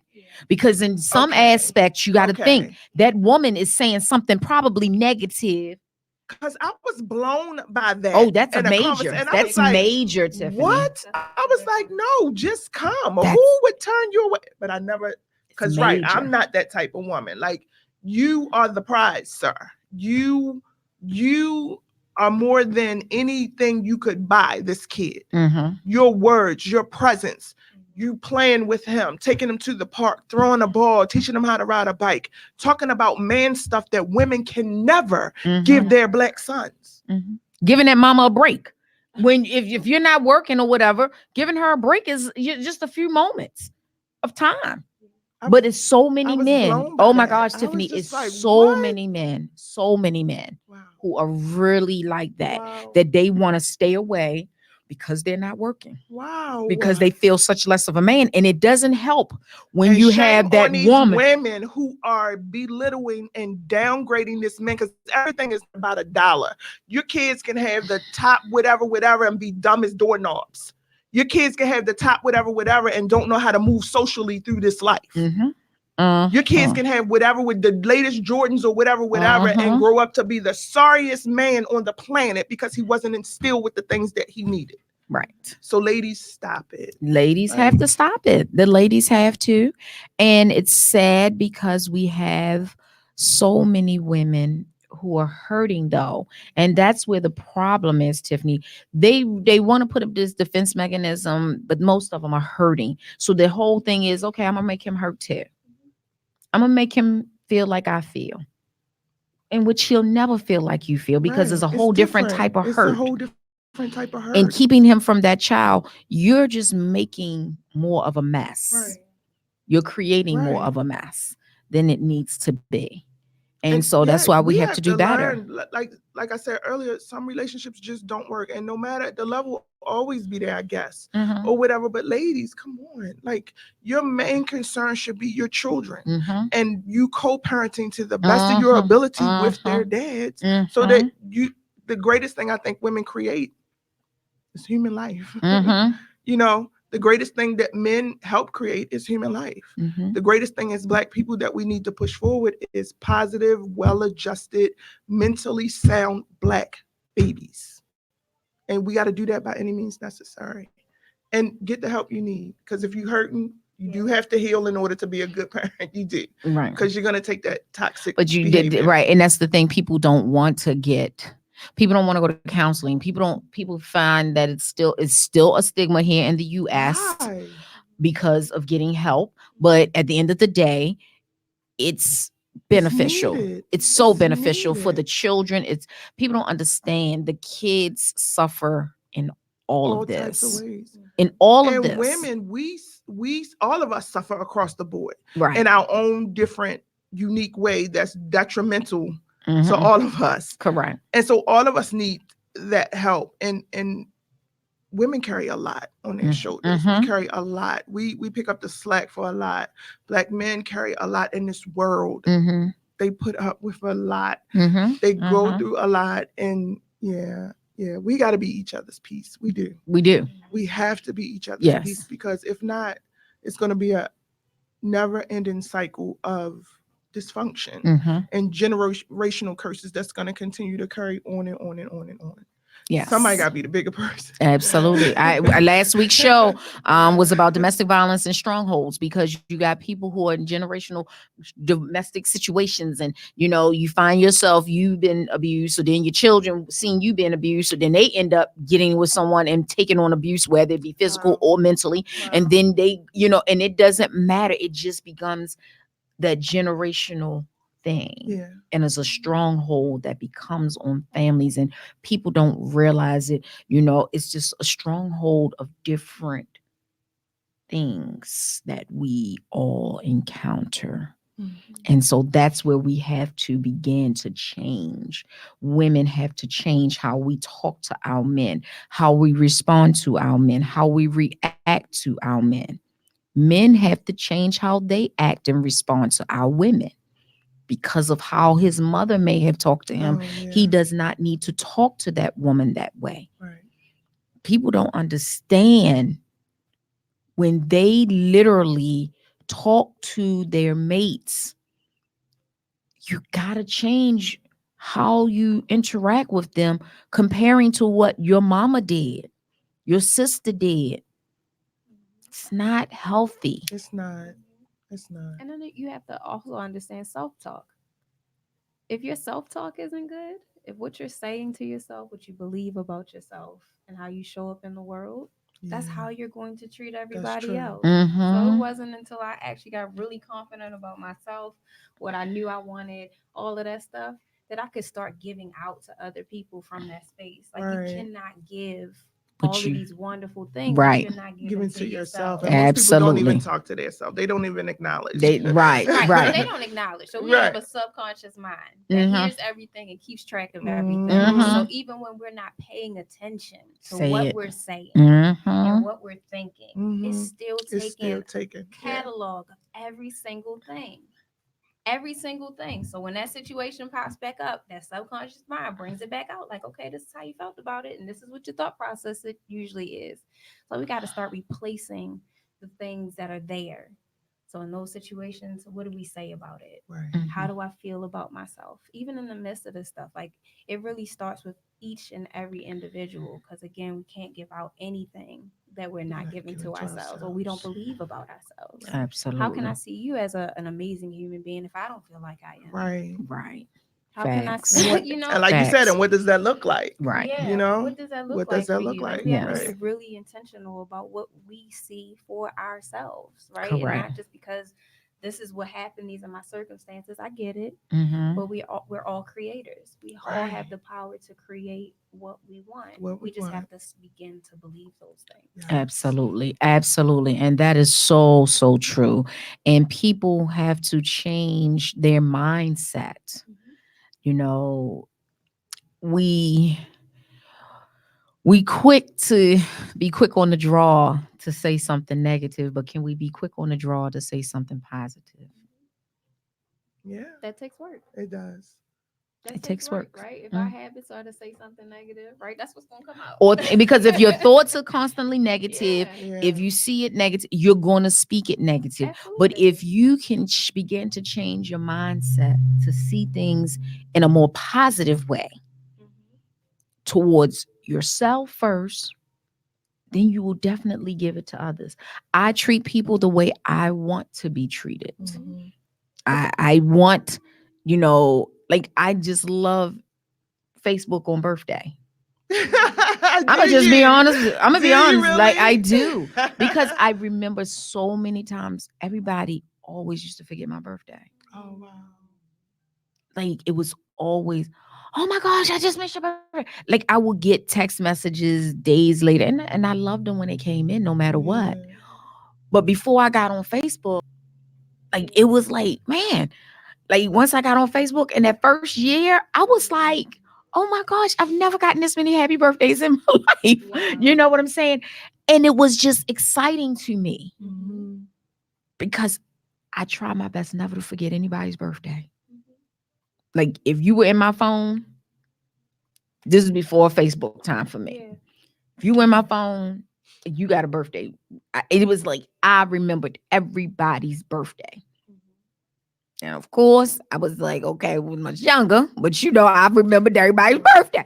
And I would not forget to send you at least a birthday wish.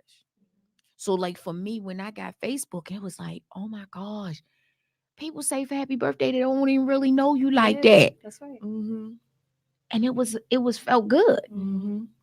It felt good. And that's why, like, when I stroll through and I see somebody dressed nice, doing something beautiful, beautiful dress, beautiful hair, beautiful makeup, I say that because that's what I like to say to people. It's not because I'm looking for it back to me. Right. I say it because I believe we should always say these things to our brothers and sisters. If you see they look nice, it's not about you trying to holler at them, you know, as some people would put it, that you trying to holler at the guy, you know, because I look at these women, sometimes they get on the defense and they get in your inbox. How do you know and they him? Not even with the man. Right. I'm like, oh, how do you know him? And this, that, and the So other. why are you questioning me about a man you're not even with? Right. Like I never understood none of that, but that's needless to say. But I just feel like we have to do better how we treat one another. That's weird. We as our community, we have to do better. We have to talk better to one another. And this right here, dear Black men, this is going to be the beginning. And we can change this around. Absolutely. I know it says dear Black men, but we as women. Absolutely. This is not a book that is exclusive. Right. So it's definitely called Dear Black Men for a purpose because they do need recognition. Absolutely. They do need Absolutely. affirmation. They do. They are the ones that They hold do. a lot of weight on their shoulders, and society is not going to give this to them. Mhm.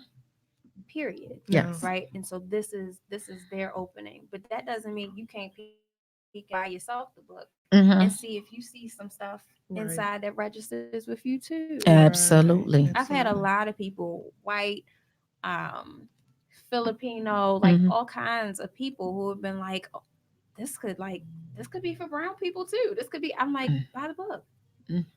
It doesn't matter, right? This was to let Black men know that someone is thinking of you. I know that's right. Someone is really trying to start this healing thing, right? And so it's not me alone. I just got the book. There's other people out here who are doing things. There is a lady, her name is Felicia. We're doing a I Love You Black Man. She's a yoga teacher. So her and Black, I think it's called Black Partners Yoga as well. So I'm sponsoring that event with some books. It's on November 30th. Wow. If you go to Flow with Fee on Instagram, you can find it. But it's for Black men. It's a safe space where they can, do their yoga, have a discussion, but really about healing. There's other people doing stuff out here all of the time. And they need a lot of safe spaces. They really do. And something that's consistent, right? It's one thing to be like, okay, I can go here today. That's it. Right? With the consistent is what you said. That word right there. That's where it's important. Like, I mean, for all of us, we have like sister circles, places that we can go that we know that okay, maybe they'll have this once a month or something like that, and we can go if we want to. But we have to create those things for them too, right? Because if we're gonna have these relationships, I mean, like one half can't be healed, and other half not, like, right. Just still struggling. But if we could heal together, even in our separate spaces, we might have places where we come together and we do the work together. But sometimes it just needs to start where they're exclusive and they can say what they feel, right? And go through all of those feelings. But I'm really excited what this book is going to do. Awesome. Yes, I was excited when I heard in the beginning, and I'm just like, I don't know how it's going to be done, but it's going to reach the world. Yes, it will.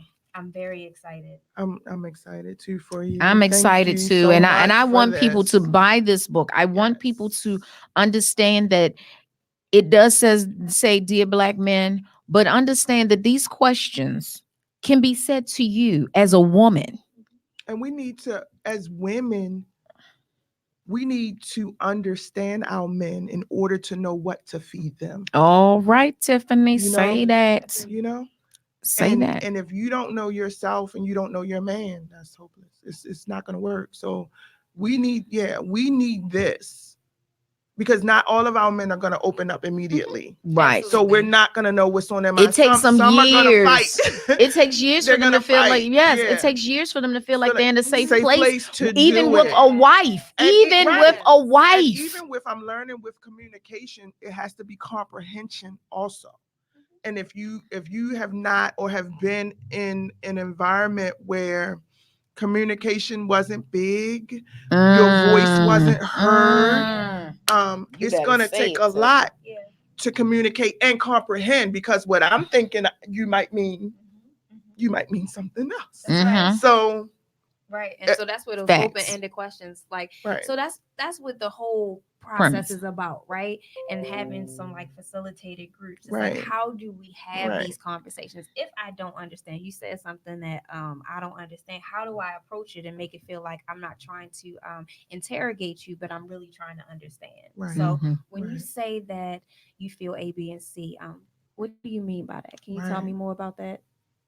I want to understand, if there's something that I'm doing that I Right. can help you like work through that. Right. Right. Again, it's the living. We start having these conversations where we don't have to be in big spaces. It can be in our homes. Mhm. Right.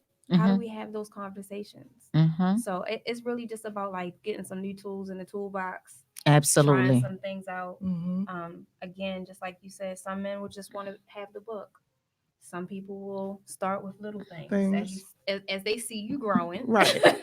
They Some might be and more some will open. want dialogue, and we should be Absolutely. prepared to have that Absolutely. dialogue with them. So Absolutely. we gotta Absolutely. be on the same page. Oh, I Absolutely. don't know. Absolutely. Angela, we might have to send a challenge to the I know. Hot We, Topics girl, family. look. I'm and- already thinking about even with my men's group, Right. Man Cave on the station. Right. I need them because and it's not just with them having their show. See, they have a show, but then they meet Oh, that's awesome. on Fridays. Mhm. So their show is on Wednesday, but on Friday is when they actually come together. Mhm. And it's like, oh my gosh, they have anywhere from 40 plus men Oh, that's fantastic. every Friday.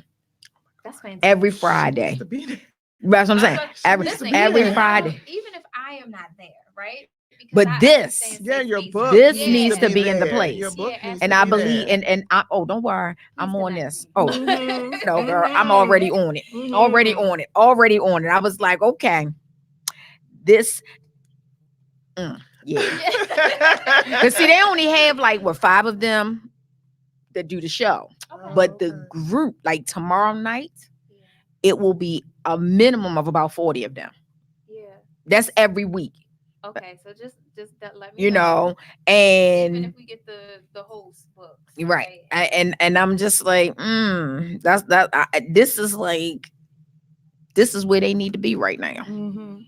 Mhm. because even last night's show kind of showed me, because I engineered their show. Oh, okay. So sitting in here, Mhm. because I'm now learning them, you begin to learn some things. Yeah. And you see some things, Mhm. and God gives me a discerning spirit about a lot of stuff. And it was just like, wow.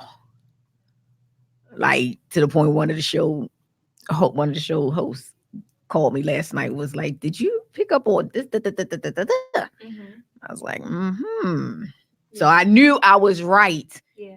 when that person called me. You know what I'm saying? And so I feel like this would be phenomenal for them.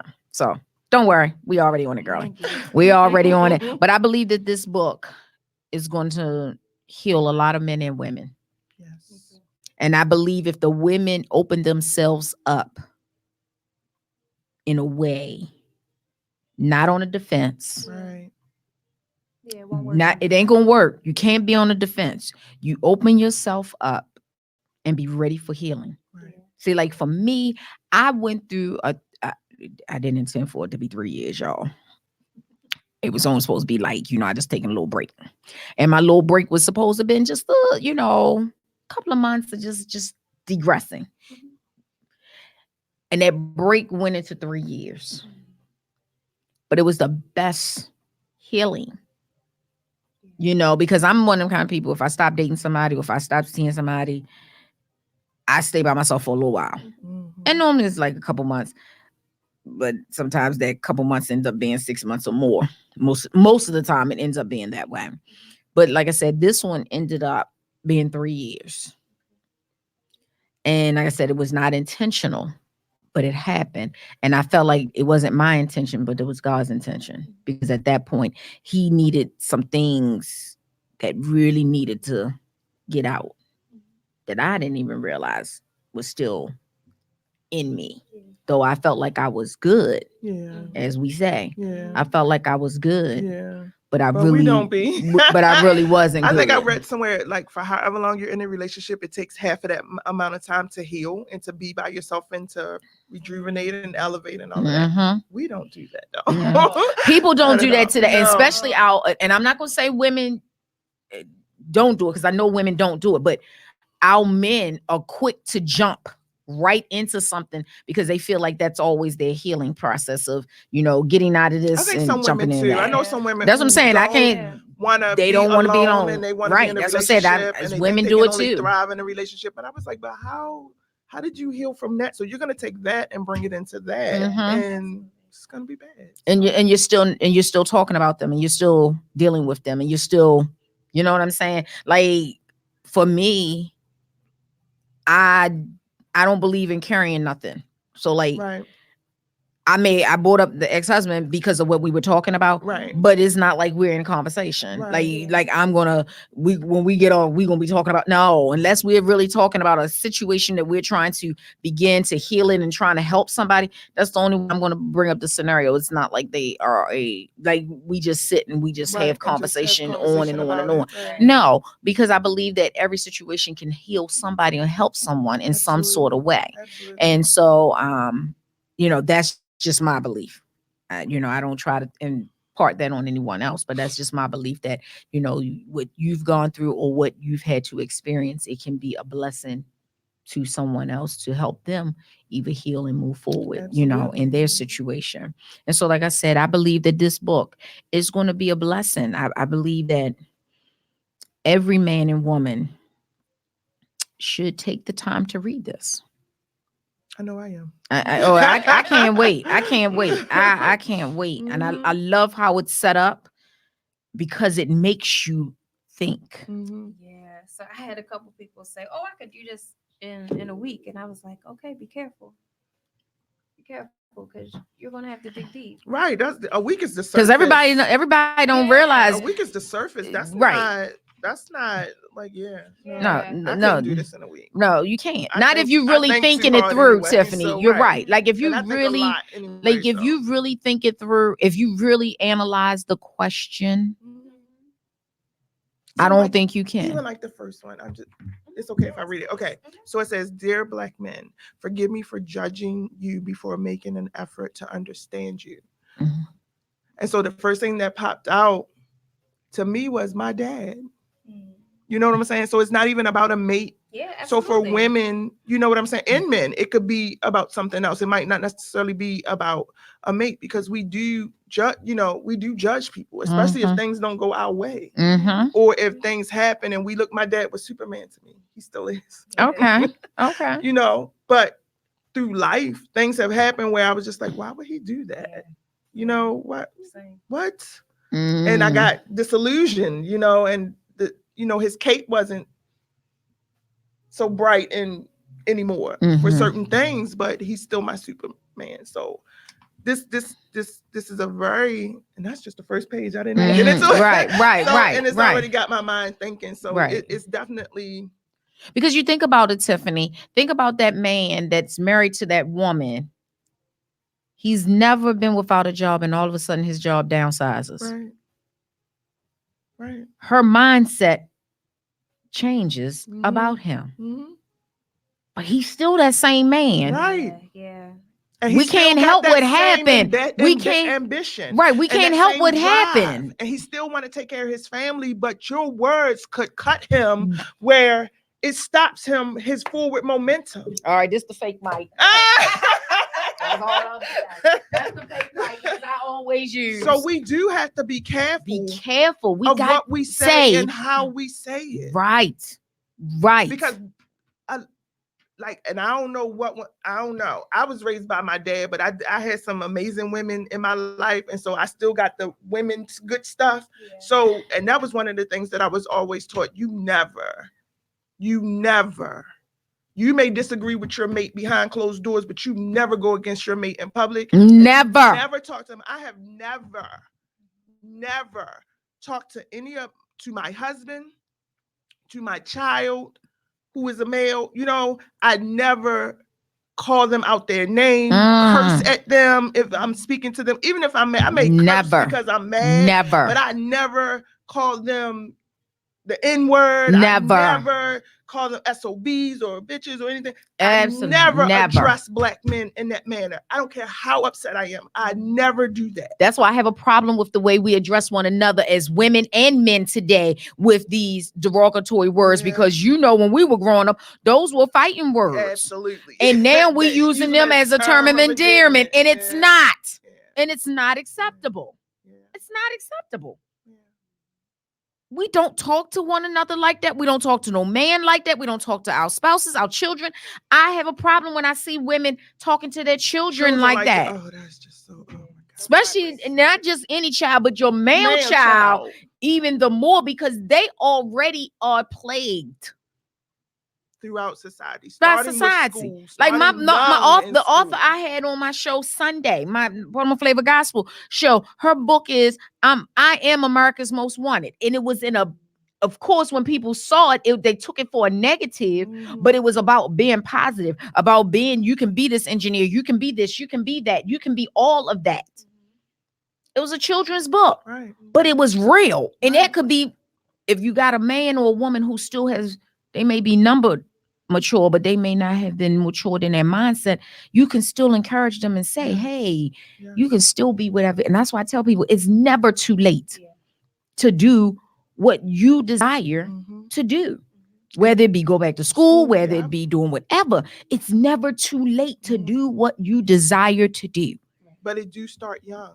Because the male child and female child who hear a parent cursing at them and calling them out their names, they're going to find a mate to do the same thing. They're going to procreate with this mate that does the same thing. They are going to do the same thing. They're going to say. You even look at like children in schools.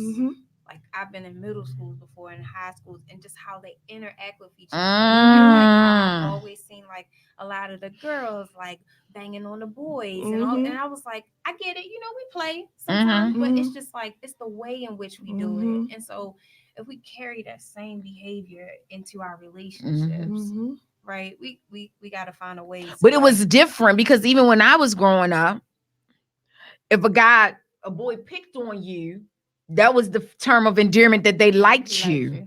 But now it's so different. You don't know, because they don't. It's not a playful way no more. It becomes defensive. Becomes, you know, they ready to fight. They ready to do, and they treat you the way the household acts.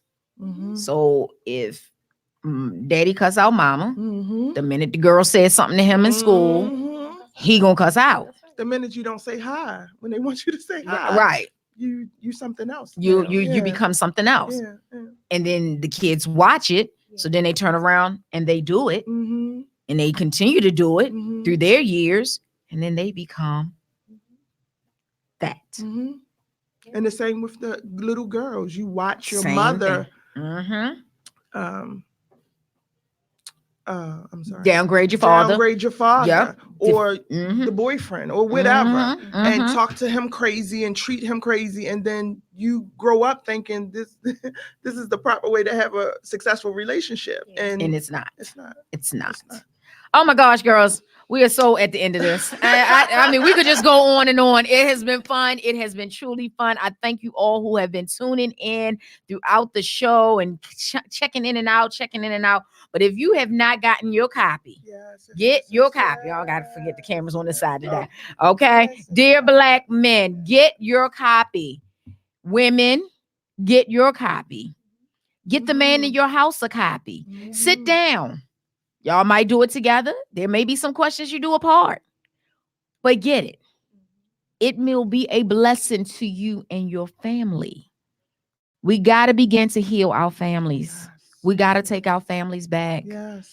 And the only way we can do it is by us healing. We have to heal.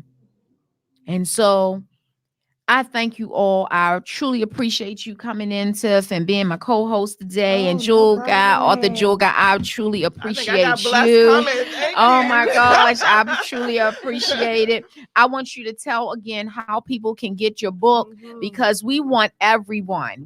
I want Amazon to have to call her and ask her for some more books. I Right. don't know how it works, but Right. I want Amazon to call and say, look, we need some more of keep your running books. out. We keep running out because we want this book to bless so many households. We got to begin to heal. As I said, the way we're going to get our families back is through positive information, period. That's just my belief. We're going to have to do it on the airways, whether it be on radio, whether it be on TV, whether it be on social media. We have to do this. And I know for me, that's what my goal is that we're going to continue to keep positive informations going on, whether it be for our men, our women, and our children. As I had on Sunday, we had an author who was talking about children. And so then that was something that was positive. She has 2 books, one for girls and one for boys, but they both can be read by both sets of children because they're 2 different walking paths. Though one book has a girl on the front,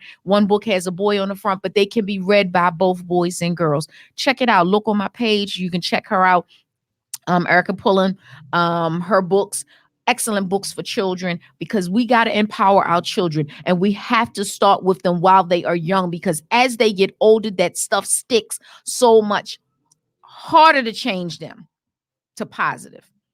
So we got to continue to filter the positive in them as they are young, while they are young, so that as they continue to grow, that empowerment continues to grow in them, and that they are empowered through the positive and not the negative.